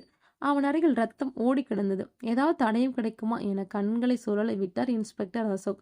அதைவிட மிகப்பெரிய அதிர்ச்சி அந்த பிணத்திற்கு அருகில் SH என எழுதப்பட்ட எழுத்துக்கள். இது இறக்கும் முன்பு கோணல் மாணலாக ரத்தத்தை தொட்டு எழுத முயற்சி செய்து இருந்தான் போல. இன்ஸ்பெக்டர் உடனே ஆம்புலன்ஸ் கால் பண்ணிட்டு ஃபார்மாலிட்டிஸ் எல்லாம் வேகமாக முடிக்க தொடங்கின. கடவுளே, இது என்ன அடிமேல அடியா? நம்ம நினைச்ச மாதிரியே நடந்திருக்குது. ஏதாவது தடயம் கிடைக்குமா என தீவிரமாக தேடி பார்த்தார். எந்த தடயமும் கிடைக்கவில்லை. அடுத்தடுத்த வரிசையா 3 பேருமே SHPன்னு அரைகுறையா எழுதி வச்சுட்டு போய் சேர்ந்துட்டாங்க. யார் அந்த SHPM? இவனும் SHன்னு பாதியில எழுதிட்டு போய் சேர்ந்துட்டான். எவ்வளோ யோசிச்சாலும் ஒரு தடையும் கிடைக்க மாட்டேங்குது என குழப்பமான மனநிலையில் இருந்தார் அசோக். அதற்குள் ஆம்புலன்ஸ் வந்தது. செய்ய வேண்டிய அனைத்து ஃபார்மாலிட்டிஸ்களும் முடிந்து காரில் ஏற்றி அனுப்பிவிட்டு மற்ற விஷயங்களை முடித்து பாடியை ஜிஹெச்சிற்கு அனுப்பிவிட்டு தானும் ஜிஹெச்சுக்கு புறப்பட்டார். அங்கு இன்ஸ்பெக்டர் அசோக்கிற்கு பேரடியாக மற்றொரு பெரிய அதிர்ச்சி காத்திருந்தது. இன்ஸ்பெக்டர் அசோக் ஜிஹெச்சிற்கு வந்து டாக்டர் சக்கரவர்த்தியை பார்த்தார். வாங்க மிஸ்டர் அசோக் சார், அடுத்தடுத்த கொலைகள் நடந்து கொண்டே இருக்கு. எந்த தடையும் பிடிபட மாட்டேங்குது. இந்த கேஸ் மண்டே பிச்சிக்க வைக்குது. அசோக், நான் இந்த முறை கொஞ்சம் ரிஸ்க் எடுத்து பார்க்குறேன். கவலைப்படாதீங்க. ரிப்போர்ட் எப்போ கிடைக்கும் சார்? ஈவினிங் 4 மணி ஆகும் சார். சார், கொஞ்சம் மார்னிங் 10 மணிக்குள்ள ரிப்போர்ட் கிடைக்கிற மாதிரி பாருங்க ப்ளீஸ். ஏற்கனவே 3 கொலை நடந்திருக்கு. இன்னும் 2 பேர் தான் மீதி இருக்காங்க. அவங்கள எப்படியாவது காப்பாற்றணும். ஓகே அசோக், முடிஞ்ச வரைக்கும் நேரமா முடிச்சிட்டு கால் பண்றேன். ஓகே டாக்டர், நான் கிளம்புறேன். எதனாலும் எனக்கு உடனே கால் பண்ணுங்க. பாய் என சொல்லிவிட்டு வெளியில் வந்த அசோக் யோசித்து கொண்டே வந்தார். ஒவ்வொரு முறையும் இரவு 12:35 கொலை நடக்குது. அதுவும் ஒரே மாதிரியான மரணம். மண்ணீரல் வீங்கி கல்லீரல் கணையம் சுருங்கி, இது எப்படி சாத்தியம்? அப்புறம் எதுக்கு கொன்றவன் கண்களை தோண்டணும், மூளையை சிதற அடிக்கணும்? குழப்பத்தோடு யோசித்துக் கொண்டே ஜீப்பில் ஏறினார். வண்டியை ஸ்டேஷனுக்கு விடுப்பான். போகும் வழியில் வாசு மற்றும் ரகுவின் செல்போன் நம்பரை வைத்து அவர்களுடைய ஆதார் எண் மற்றும் முகவரியை கண்டுபிடிக்கச் சொன்னார். கண்டுபிடித்ததும் அவர்கள் வீட்டிற்கு தகவல் கொடுக்க வேண்டும் என நினைத்து கொண்டிருக்கும் போதே கமிஷன் ஆபீஸ்ல கால் வந்தது. என்ன அசோக், இந்த முறையும் கோட்டை விட்டுட்டீங்க போல. நான் இந்த கேஸை கிரைம் பிரான்ச்சுக்கு மாத்தலாம்னு இருக்கேன். சார், நீங்க தானே ஹெல்ப் பண்றேன்னு சொன்னீங்க. இல்ல அசோக், நீங்க இந்த கேஸ்ல இருந்து விலகி போங்க. சார் ப்ளீஸ், என்னால முடியும். என்னோட திறமைக்கு ஒரு வாய்ப்பு கொடுங்க சார். அவசரப்படாதீங்க ப்ளீஸ். வேற யாராவது வந்து இந்த கேஸ்ல இருக்கும் விஷயத்த புரிஞ்சுறதுக்குள்ள அடுத்த கொலை நடந்து முடிஞ்சிடும். இன்னும் 2 பேர் தான் இருக்காங்க. என்னோட யூகம் சரினா இன்னைக்கு இரவு 12:35க்கு ஒரு கொலை நடக்கும். அதை எப்படியா தடுக்கணும் சார். நீங்க எனக்கு ஹெல்ப் பண்றேன்னு சொன்னீங்க. கொஞ்சம் டைம் கொடுங்க சார் ப்ளீஸ். ஓகே ஓகே, உங்களுக்கு ஹெல்ப்புக்கு நம்ம டிபார்ட்மெண்ட்ல இருந்து அர்ச்சனா காலையில 10 மணிக்கு ஸ்டேஷன் வருவாங்க. இந்த கேஸ் பத்தி விவரங்கள் அவங்க முழுவதும் படிச்சுட்டாங்க. அவங்களே இன்ட்ரெஸ்ட் எடுத்து இந்த கேஸ் வராங்க. நிச்சயம் உங்களுக்கு உதவியா இருக்கும். ஓகே சார், தேங்க்யூ சார், நான் பார்த்துக்கிறேன் என கால் கட் பண்ணி விட்டு ஸ்டேஷனுக்கு சென்றார். அங்கு ஆனந்தின் தாய் மற்றும் தம்பி அருண் இருந்தார்கள். என்னம்மா இவ்வளவு அதிகாலையே வந்துட்டீங்க? பையன் இன்னும் வீட்டுக்கு வரணும் சார், பயமா இருக்கு. எங்க போனான்னு சொல்லிட்டு தான் போவான். கொஞ்சம் கூட பசி தாங்க மாட்டான் என கதறி அழுத்தார். கூடிய சீக்கிரம் கண்டுபிடிச்சிடலாமா? அதற்கான நடவடிக்கை எடுத்துட்டு தாமா இருக்கோம். கவலைப்படாதீங்க. உங்க பையனோட ஃபோன் நம்பர் சொல்லுங்க. நாங்களும் முயற்சி செய்து பார்த்துட்டு தான் இருக்கோமா? அருண் சார் கேட்கிற விவரங்களை சொல்லு என்றார். அருண் ஆனந்தின் ஃபோன் நம்பரை சொல்ல, வாசன் இங்கே வாங்க, இந்த நம்பருக்கு ட்ரை பண்ணி பார்க்க சொல்லுங்க. கடைசியா இந்த நம்பர் எந்த இடத்துல சுவிட்ச் ஆஃப் ஆகியிருக்கு, எங்க சிக்னல் காட்டியிருக்கு என்ற விவரங்களை எல்லாம் என் டேபிளுக்கு இமிடியட்டா வரணும் என்றார். இன்னும் 1 மணி நேரத்துல இங்க கேட்ட விவரங்கள் உங்ககிட்ட இருக்கும் சார். அம்மா, உங்க பையன் கிளம்புற அன்னைக்கு என்ன சொல்லிட்டு போனார்? எங்க போறேன்னு சொன்னார்? ஏதோ ஆராய்ச்சி பண்றேன்னு, என்னத்தையோ கண்டுபிடிக்கிறேன்னு அடிக்கடி சொல்லிட்டு இருப்பாயா? அன்னைக்கும் அப்படிதான். ஆராய்ச்சி நல்லபடியா முடிய போகுதுமா, நம்ம கஷ்டம்லாம் தீர போகுதுன்னு சொல்லிட்டு போனான். அதுக்கப்புறம் வரவே இல்லைங்கய்யா. ஆராய்ச்சியா? அது என்ன? அதை பத்தி ஏதாவது தெரியுமா? நான் படிப்பறிவு இல்லாதவங்க. அவங்க அப்பா இறந்ததுக்கு பிறகு கஷ்டப்பட்டு படிக்க வச்சேன். 2 பேருமே முதல் மார்க் வாங்கினாங்க. அவங்க கேட்குற விவரத்தை எல்லாம் நீயே சொல்லாருன்னு என்றார். உங்க அண்ணன் என்ன ஆராய்ச்சி செஞ்சாரு? அதை பத்தி ஏதாவது தெரியுமா? அதை பத்தி ஒன்றும் தெரியாது சார். ஆனா அண்ணன் அடிக்கடி சொல்லிட்டே இருப்பார், இந்த ஆராய்ச்சி மட்டும் நல்லபடியா முடிஞ்சா நம்ம குடும்ப கஷ்டமெல்லாம் தீர்ந்து நம்ம நிம்மதியா வாழலாம்னு சொல்லுவார். ஆராய்ச்சிகள் செலவுக்கு பணத்துக்கு என்ன பண்ணாரு? அவருடைய நண்பர்கள் தான் கொடுத்து உதவி செய்யறதா சொல்லுவாரு. உங்க அண்ணனுக்கு டைரி எழுதுற பழக்கம் எதுவாவது இருக்கா? பெருசா இல்ல. ஆனா ஏதாவது முக்கியமான விஷயம்னா மட்டும் அதை எழுதி வைப்பார். அப்படியா? அந்த டைரி எனக்கு கிடைக்குமா? எதுக்கும் இருக்கட்டுமேன்னு எடுத்துட்டு தான் சார் வந்தேன். என பைக்குள் இருந்த அந்த டைரி எடுத்து நீட்ட, சரி இது என்கிட்டயே இருக்கட்டும். நீங்க கிளம்புங்க. கூடிய விரைவில் உங்கள் மகனை கண்டுபிடிச்சலாம். உங்களை நம்பி தான் போறேன். ஐயா, எப்படியாவது கண்டுபிடிச்சு கொடுங்க என கண்ணீரோடு கையெடுத்து கும்பிட்டு சென்றார். அவர்களை அனுப்பிவிட்டு அவசர அவசரமாக ஏதாவது தடயம் கிடைக்குமா என தேடி பார்த்தார். ஒவ்வொரு பக்கமாக திருப்ப நெருங்கிய நண்பர்கள் என ரவி, வாசு, ரகு, குணா என குறிப்பிட்டிருந்தான். மற்றொரு பக்கத்தில் எனது லட்சியம் கனவு நிறைவேறும் நாள் விரைவில் என எழுதியிருந்தான். இன்னொரு பக்கத்தில் ஏஏ என எழுதி 2 ஹார்ட் போட்டு ஐ லவ் யூ என எழுதியிருந்தான். நடுவில் சில பக்கங்கள் கிழிக்கப்பட்டிருந்தது. இன்னொரு பக்கத்தில், இப்போதெல்லாம் எனக்கு கொஞ்சம் பயமாவே இருக்குது. நட்பு துரோகம் செய்யுமா? என் ஆராய்ச்சி முடிப்பேனா இல்லை இறைப்பேனா என கேள்விக்குறி போடப்பட்டிருந்தது. ஏதோ நெருடலாக தோன்றியது. என்ன ஆராய்ச்சி என தெரியவில்லை. சில பக்கங்கள் கிழிக்கப்பட்டிருக்கு. ஒருவேளை ஆராய்ச்சி பற்றிய விஷயங்கள் அந்த பக்கத்தில் குறிப்பிட்டிருக்குமோ? ஒரு ஏ ஆனந்த் என்றால் இன்னொரு ஏ அவன் லவ்வரா இருக்குமோ? அந்த வரிகளை மீண்டும் படித்து பார்த்தான். நட்பு துரோகம் செய்யுமா? என் ஆராய்ச்சி முடிப்பேனா இல்லை இறப்பேனா? இந்த வரிகளை அசோக்கு யோசிக்க வைத்தது. ஏதோ ஒரு தப்பு நடந்திருக்கு. ஆனந்த 1 வாரமா காணல. அதுக்கு பிறகுதான் அடுத்தடுத்து தொடர்கொலைகள் நடந்துட்டு இருக்கு. ஒருவேளை அந்த ஆராய்ச்சியில் ஏதாவது பிரச்சனை வந்து போட்டி வந்து ஆனந்த கொண்டிருக்கலாமோ? அப்போ எஸ்ஹெச்பி அப்படிங்கிறது யாரு? கடைசியா இருக்கும் ஏன் ஆனந்தா இருக்கலாம் என பல சந்தேகங்கள் ஓடியது. நேரம் கடந்து கொண்டே இருந்தது. என்னோட யூகம் சரிதானா அடுத்து அவன் கொல்லப் போவது குணாவையத்தான் இருக்கும். ஏனென்னா டைரியில வரிசையாக ரவி, வாசு, ரகு, குணா என்றுதான் குறிப்பிட்டிருக்கிறான் என யோசித்தார். அதற்குள் டாக்டர் சக்கரவர்த்தியிடமிருந்து கால் வர, டாக்டர் ரிப்போர்ட் வந்துடுச்சா, ரெடி பண்ணிட்டீங்களா, ஏதாவது தடயம் கிடைத்ததா என கேள்வி மேல் கேள்வி கேட்க, உங்கள் அவசரம் எனக்கு புரியுது அசோக், கொஞ்சம் பொறுமையா நான் சொல்றதை கேளுங்க. உங்க ஸ்டேஷன்ல இருந்து ரகு மற்றும் வாசுவோட குடும்பத்திற்கு தகவல் கொடுத்திருக்காங்க. அவங்க குடும்பத்து ஆளுங்களுக்கு இங்கே வந்து பிரச்சனை பண்றாங்க. கொஞ்சம் புறப்பட்டு வந்தா நல்லா இருக்கும்னு தான் கால் பண்ணேன். ஓகே சார், உடனே கிளம்பி வரேன் என்று அசோக் டேபிளில் இருந்த ஃபைலை எடுத்து சில விஷயங்களை ஒரு பேப்பரில் எழுதி வைத்தார். அப்போதான் வாசுவின் கொலை நடந்தபோது அங்கிருந்து கைதியாக பிடித்து கொண்டு வந்த அந்த 4 விவரங்களை பார்க்க நேர்ந்தது. படித்து பார்த்த ஒரு கணம் அதிர்ந்து போனார். இது என்ன புது குழப்பம்? அந்த 4 பெயரை வரிசையாக பார்த்தார். அவர்களின் பெயரின் முதல் எழுத்து ஷரண், ஹரி, பரத், அருள் என ஆர்டராக வந்தது. அசோக்கிற்கு தூக்கி வாரி போட்டது. SHPM என வருகிறது. ஒருவேளை இவர்கள்தான் குற்றவாளியா?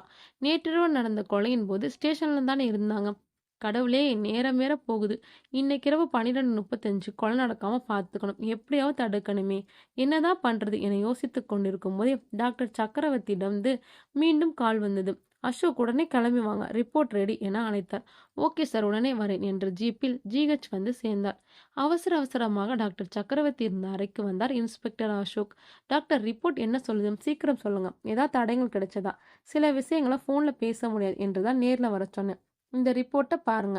அதே முறையில் தான் இவனும் கொல்லப்பட்டிருக்கான். மண்ணீரல் 3 மடங்கு பெரிதாகி வீங்கி உள்ளது. கல்லீரல் கணையம் சுருங்கி உள்ளது. ஏதோ ஒரு கொடிய விஷம் கொடுத்து கொல்லப்பட்டிருக்கான். அதை விட இன்னொரு முக்கியமான தடயம் ஒன்று கிடைத்துள்ளது என டாக்டர் சக்கரவர்த்தி சொல்ல சொல்ல, அவர் சொன்ன விஷயங்களை கேட்ட இன்ஸ்பெக்டர் அசோக்கிற்கு அடுத்தடுத்த பயங்கரமான அதிர்ச்சி காத்திருந்தது. என்ன டாக்டர் சொல்றீங்க? தடயமா? என்ன அது? தடயமும் கிடைக்காமல் தானே இவ்வளோ போராட்டம்? எஸ் அசோக், 3 பாடிய போஸ்ட்மார்ட்டம் ரிப்போர்ட்டையும் ஒப்பிட்டு பாருங்க. ஒரே வித்தியாசம் இருக்கு. அசோக் வாங்கி பார்த்துட்டு, என்னால் கெஸ் பண்ண முடியல, நீங்களே சொல்லுங்களேன் ப்ளீஸ்.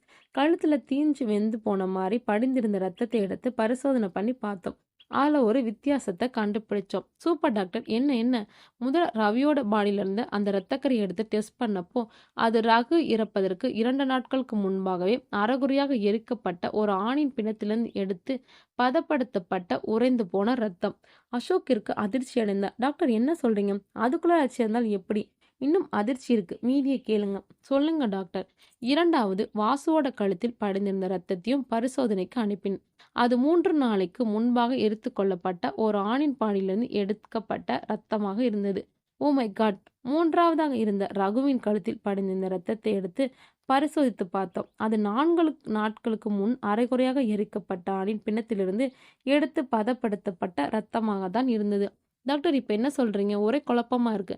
இன்னுமா புரியல? 3 பேரும் அடுத்த நாளே வரிசையா கொல்லப்பட்டு இருக்காங்க.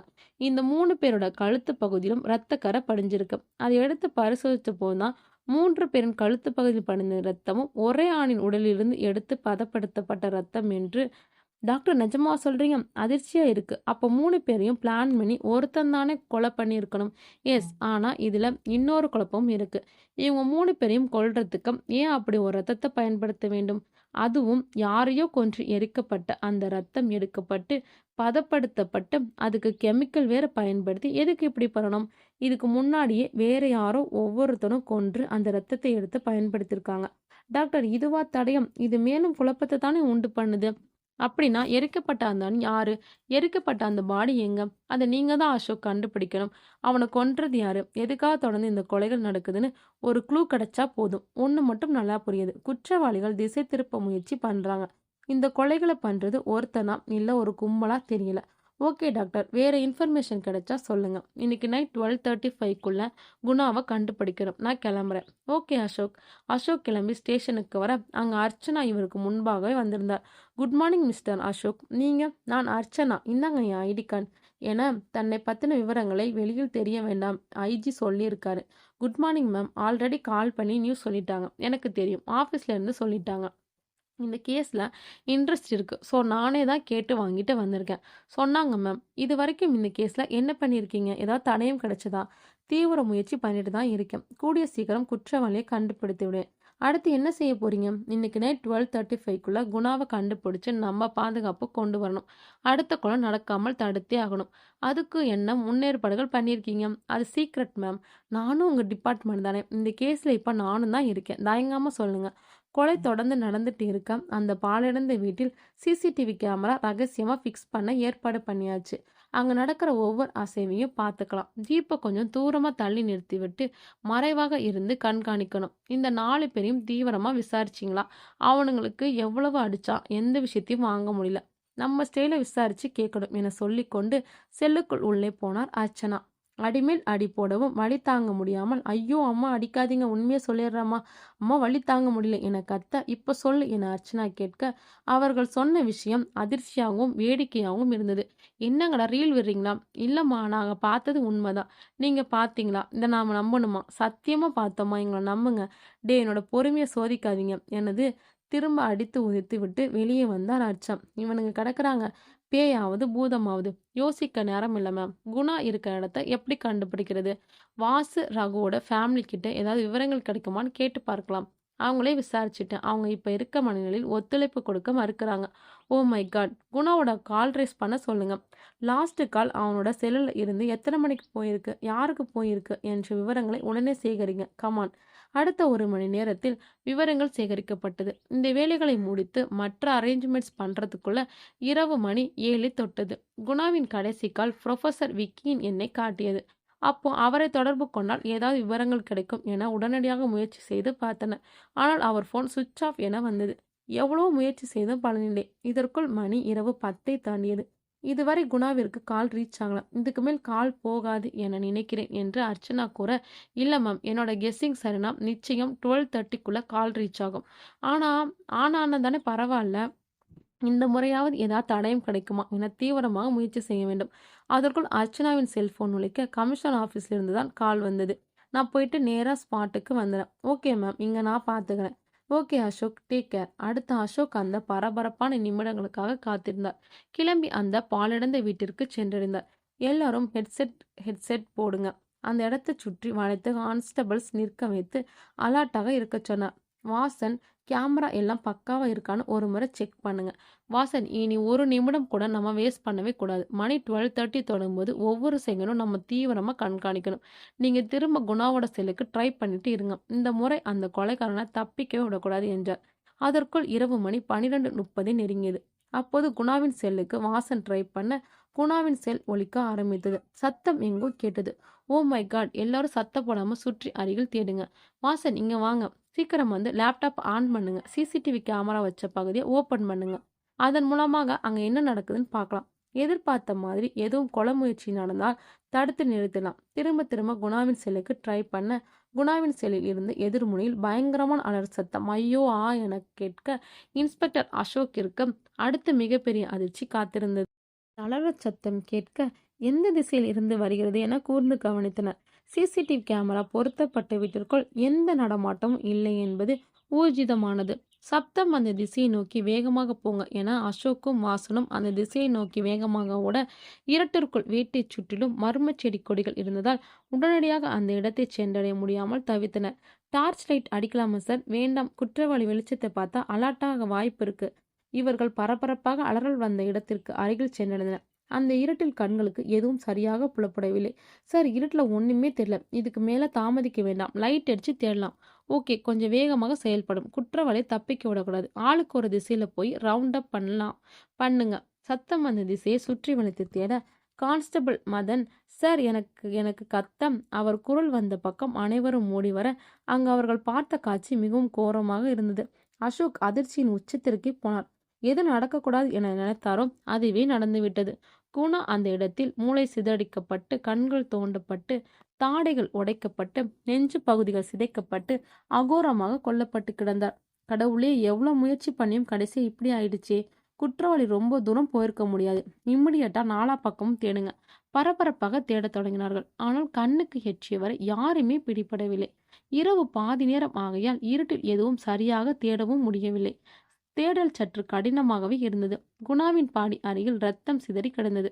அந்த இடத்தைச் சுற்றி ஏதாவது தடயம் கிடைக்குமா என அசோக் கண்களை சுழலை விட ஒரு செல்போன் கிடைத்தது. அந்த செல்போன் கால் கட் பண்ணாமலே லைனில் இருந்தது. நாம ட்ரை பண்ண கால் தான். தப்பிக்கிற அவசரத்துல குற்றவாளி செல்ல கீழே போட்டுட்டு போயிட்டான். அசோக் தன் கர்ச்சீப்பை போட்டு தன் கைப்படாமல் எடுத்து பத்திரப்படுத்தி கொண்டான். மதன், ஆம்புலன்ஸுக்கு கால் பண்ணுங்க, நம்ம குற்றவாளியை நெருங்கி விட்டோம் என்று நினைக்கிறேன். வாசன், நீங்க மோப்பனாய் டைகரை கூட்டிட்டு வர சொல்லுங்க. உடனே அடுத்த கட்ட நடவடிக்கை பகிர்ந்து கொண்டு வேகமாக செயல்படத் தொடங்கின. குணாவின் பாடி கிடந்த இடத்திற்கு அருகில் ஏதோ மின்னியது. என்னவென்று அருகில் சென்று பார்க்க பிரேஸ்லெட் கிடைத்தது. அதை கர்ச்சீப் போட்டு கைப்படாமல் எடுத்து வைத்து கொண்டார். இது குணாவோட தான் இருக்குமா என யோசித்துக் கொண்டிருக்கையில் ஆம்புலன்ஸ் வந்தது. அதற்குள் ஐஜி ஆபீஸ் வரைக்கும் தகவல் வேகமாக போக கமிஷனர் தங்கத்துரை மற்றும் அர்ச்சனா இருவரும் கொலை நடந்த இடத்திற்கு வந்து சேர்ந்தார்கள். கமிஷனருக்கு பயங்கர கோவம். என்ன அசோக், இதான் நீங்க டியூட்டி பார்க்குற லட்சணமா? இந்த தடவை சரியா கண்டுபிடிச்சிருவன், ஒரு வாய்ப்பு கொடுங்கன்னு கேட்டீங்களே, இந்த முறையும் அதே நேரத்துல கொலை நடந்திருக்கு. மேலிடத்துல இருந்து ஃபோன் மேல ஃபோன், என்னால பேச முடியல. சாரி சார், நான் எவ்வளவோ அலாட்டா தான் இருந்தேன். ஆனாலும் குற்றவாளி தப்பிச்சிட்டான். ஆனா இந்த முறை 2 தடையும் கிடைச்சிருக்கு. இப்படிதான் போன முறையே பேசினீங்க. கடைசியில பார்த்தா ஒன்னையுமே காணோம். அங்க ஃபோன் போட்டு என்ன கிளின்னு கிழிக்கிறாங்க. உங்களுக்கு என்ன ஒரு வார்த்தையில சொல்லிட்டு போயிடுவீங்க. அந்த நேரத்தில் கைரேகை நிபுணர்கள் அங்கு வந்து சேர்ந்தனர். ஏதாவது கைரேகை கிடைக்குமா என எவ்வளவோ தேடியும் கிடைக்கல. சாரி சார், எந்த கைரேகையும் கிடைக்கல என கூறிவிட்டு கிளம்பினார்கள். அதற்குள் மோப்பனாய் டைகர் வந்து சேர்ந்தது. குணாவின் பாடி இருந்த இடத்திலேயே சுற்றி சுற்றி வந்தது. கிழக்கு திசையில் சற்று தூரம் ஓடியது. அதன் பிறகு மீண்டும் பிணத்தின் அருகே வந்து நின்றது. பாடி இருந்த இடத்தில் மோப்பம் பிடித்து காலால் அங்கே குழிப்பறிக்க தொடங்கியது. அசோக்கிற்கு ஆச்சரியம். மேலும் மேலும் ஆவேசமாக கத்திக்கொண்டு அந்த இடத்தை காலால் தோண்ட ஆரம்பித்தது. ஏதோ சம்திங் ராங், அந்த இடத்த தோண்ட 4 ஆள் கூட்டிட்டு வாங்க மதன். ஓகே சார், இப்பவே ஏற்பாடு பண்றேன் என கிளம்பினார். அதற்குள் நாள் இரவு 3 மணி ஆகிவிட்டது. வெளிச்சத்திற்கு தேவையான அனைத்து முன்னேற்பாடுகளும் தயார் செய்யப்பட்டது. அதற்குள் ஆம்புலன்ஸ் வந்தது. பாடியை எடுத்து செல்வதற்கான ஏற்பாடுகள் செய்யப்பட்டு பாடி ஆம்புலன்ஸில் ஏற்றப்பட்டு 2 கான்ஸ்டபிள்களை உடன் அனுப்பி வைக்கப்பட்டது. ஆம்புலன்ஸ் கிளப்பிய அதே நேரம் கூட்டமாக பத்திரிகை நிருபர்கள் வர, கடவுளே, இருக்கிற தலைவில் இவங்க வேற, எப்படிதான் தகவல் கிடைக்குமோ தெரியல. நாங்கள் பத்திரிக்கை ஆஃபீஸ்லேருந்து வரோம். அதை பார்க்கும்போதே தெரியுதே, ஆல்ரெடி நாங்கள் டென்ஷனில் இருக்கோம். கேள்வி மேல் கேள்வி கேட்டு தொந்தரவு பண்ணாதீங்க சார். ஒரு சில கொஸ்டின்ஸ் மட்டும்தான். சரி கேளுங்க. கமிஷனர் சார், தொடர்ந்து கொலைகள் நள்ளிரவு 12:35க்கு நடந்துட்டு இருக்கு. இதற்கு நீங்கள் எந்த நடவடிக்கையும் எடுத்திருக்கீங்க? கிட்டத்தட்ட குற்றவாளியை நெருங்கிட்டோம். இதே தான் போன தடவை சொன்னீங்க. இப்போவும் ஒரு கொலை நடந்து முடிஞ்சிருச்சு. அடுத்து என்ன நடவடிக்கை எடுக்க போறீங்க? போலீஸ் நடவடிக்கைகள் சீக்கிரட்டாக தான் பண்ண முடியும். வெளியில சொல்ல முடியாது. வெளியில சொன்னா குற்றவாளி அலர்ட் ஆகிட மாட்டானா? நீங்க சரியான நடவடிக்கை எடுத்திருந்தால் அடுத்த கொலைகள் தடுத்து நிறுத்தியிருக்கலாமே.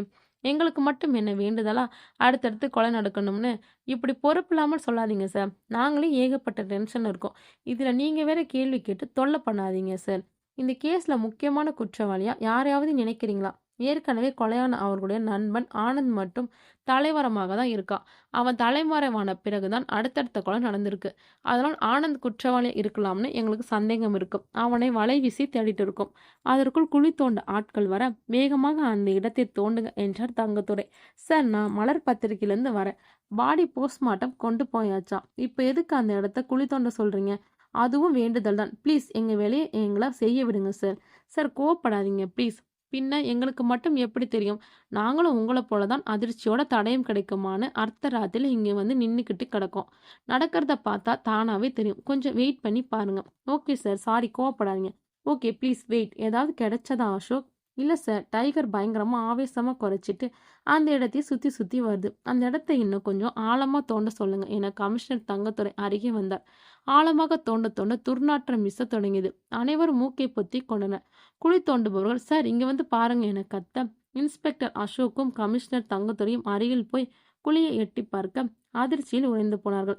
அங்கிருந்த பத்திரிகை நிருபர்களும் தான். அவர்களுக்கு அடுத்த பலமான மிகப்பெரிய அதிர்ச்சி ஆக இருந்தது. அவர்கள் பார்த்த காட்சி அதிர்ச்சி அளித்தது. அந்த குழிக்குள் அழுகிய நிலையில் உடல் முழுவதும் புழுக்கள் ஊர்ந்து கொண்டிருக்கும் தீயில் வெந்த ஒரு ஆணின் பிணம் தென்பட்டது. திரும்பவும் ஒரு கொலையாம், அடிமேல் அடியா, முடியலடா சாமி என அசோக் புலம்ப, வாசன் திரும்ப ஆம்புலன்ஸ் கால் பண்ணி வர சொல்லுங்க. அதற்குள் ரிப்போர்ட்டர்ஸ் ஒரு பக்கம் போட்டோ எடுத்து தள்ள, ப்ளீஸ் ப்ளீஸ் கொஞ்சம் தள்ளி நில்லுங்க.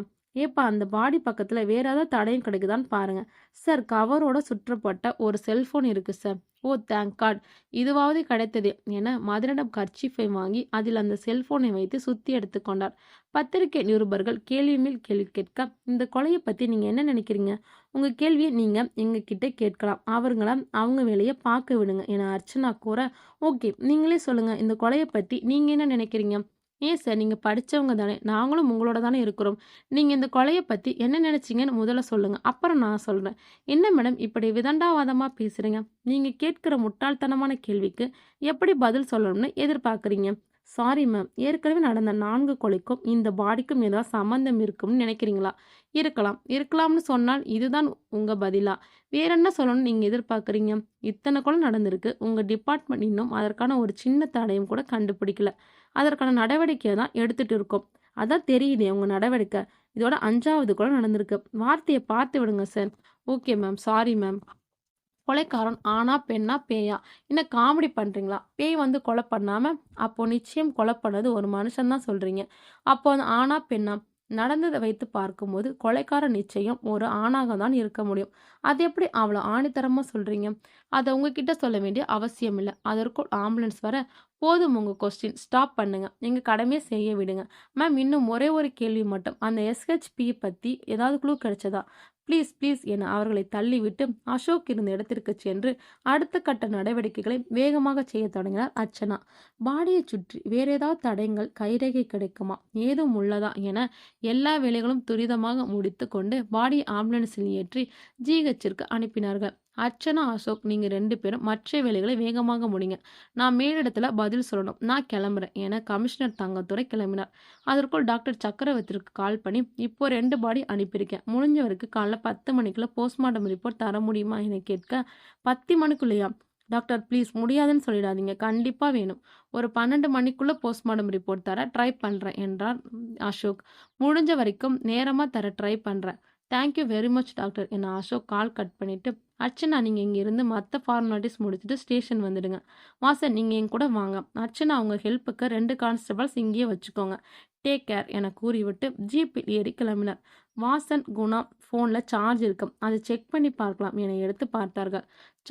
சார் முதல்ல மெசேஜ் பார்க்கலாம் என மெசேஜ் ஓபன் பண்ண, ப்ரொஃபசர் விக்கி என்ற பெயரில் இருந்த மெசேஜை பார்த்த அசோக் விழிகள் விரிய, எஸ்ஹெச்பிஏ கேள்விக்குறிகள் என கேள்விக்குறி போட்டு இருந்தது. அதற்கு குணாவின் பதில் மாலை 7:30 மணி என இருந்தது. அதற்கு பிறகு என்ன நடந்திருக்கும்? இரவு 12:35க்கு தான் குணா கொல்லப்பட்டிருக்கான். அப்போ ப்ரொஃபஸருக்கும் குணாவுக்கும் ஏதோ சம்மந்தம் இருக்கும். அடுத்து ஃபோட்டோஸ் ஓப்பன் பண்ணி பார்க்க அதில் ஃபேமிலி, ஃப்ரெண்ட்ஸ் என நிறைய ஃபோட்டோஸ் இருந்தது.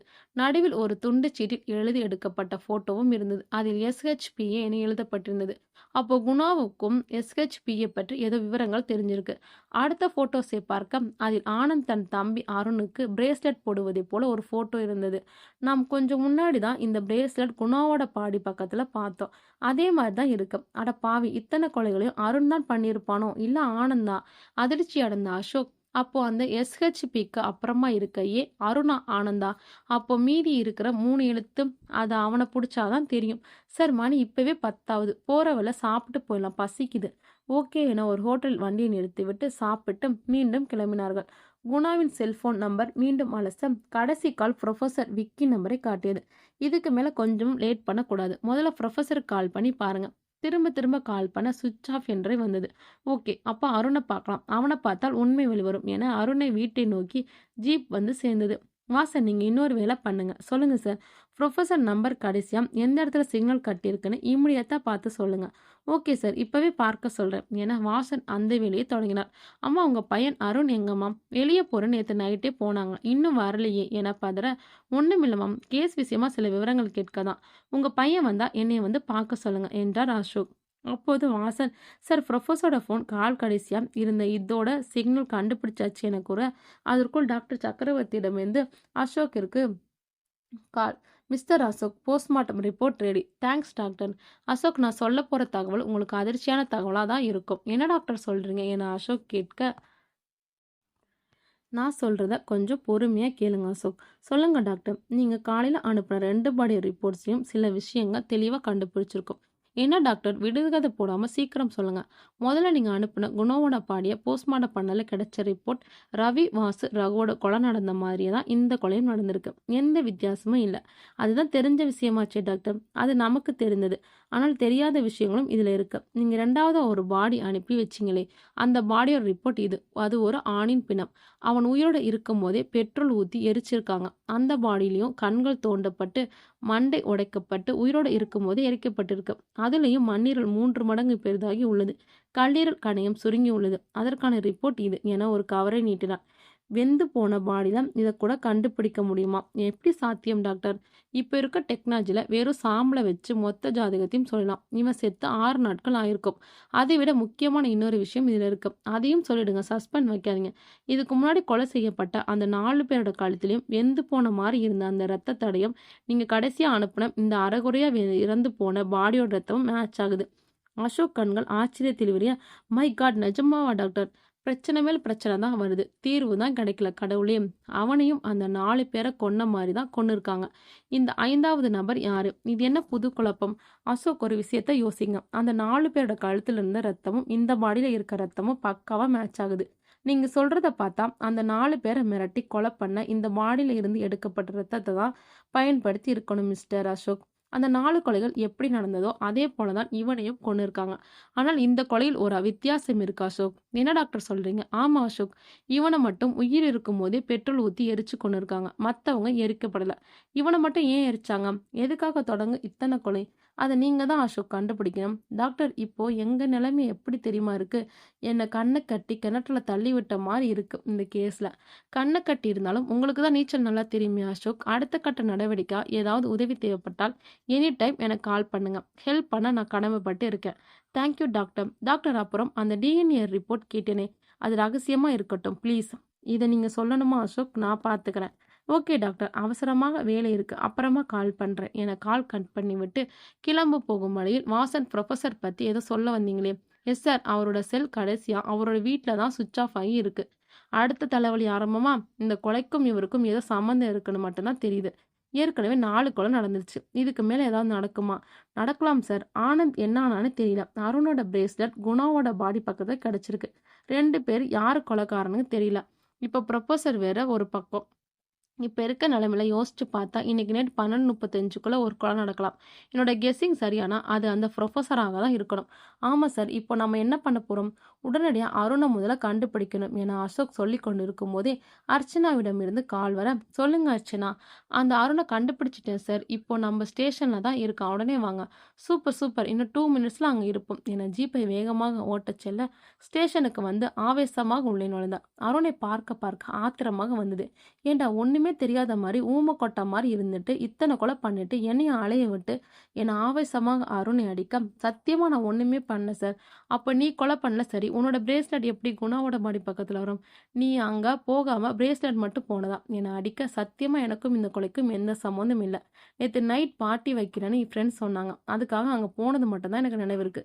அதுக்கப்புறம் என்ன நடந்துச்சுன்னு சத்தியமா தெரியல. ஓ அப்படியா? அர்ச்சனா, இவனை எங்க கண்டுபிடிச்சிங்க? அந்த பாழடைந்த வீட்டுக்கு கொஞ்சம் தூரம் தள்ளி மயங்கி கிடந்தான். நாங்க இங்க வேலையை முடிச்சுட்டு போகலான்னு கிளம்பும்போது பார்த்து ஸ்டேஷனுக்கு தூக்கிட்டு வந்து மயக்கத்தை தெளிய வச்சு உட்கார வச்சுட்டு உங்களுக்கு கால் பண்ணேன். நல்ல காரியம் தான் செஞ்சிருக்கீங்க. இவனை அப்புறமா பார்த்துக்கலாம். லாக்அப்ல போடுங்க. அர்ச்சனா, இன்னொரு வேலை உடனடியாக செய்யணும். என்ன பண்ணணும் சொல்லுங்க சார். என்னோட கணக்குப்படி இன்னைக்கு நைட்டு 12:35க்கு ஒரு கொலை நடக்கும். அந்த பாழடைந்த வீட்டை சுற்றி பலத்த பாதுகாப்பு போடுங்க. இன்னைக்கு நைட் நிச்சயமா அந்த கொலை நடக்காம தடுத்துடணும். எனக்கு கிடைத்த கடைசி வாய்ப்பு இது. இந்த முறை கொலையை தடுக்கிறது மட்டும் இல்ல, குற்றவாளியை பிடிப்பேன். இது என்னோட சவால் என்றார் அசோக் ஆக்ரோஷமாக.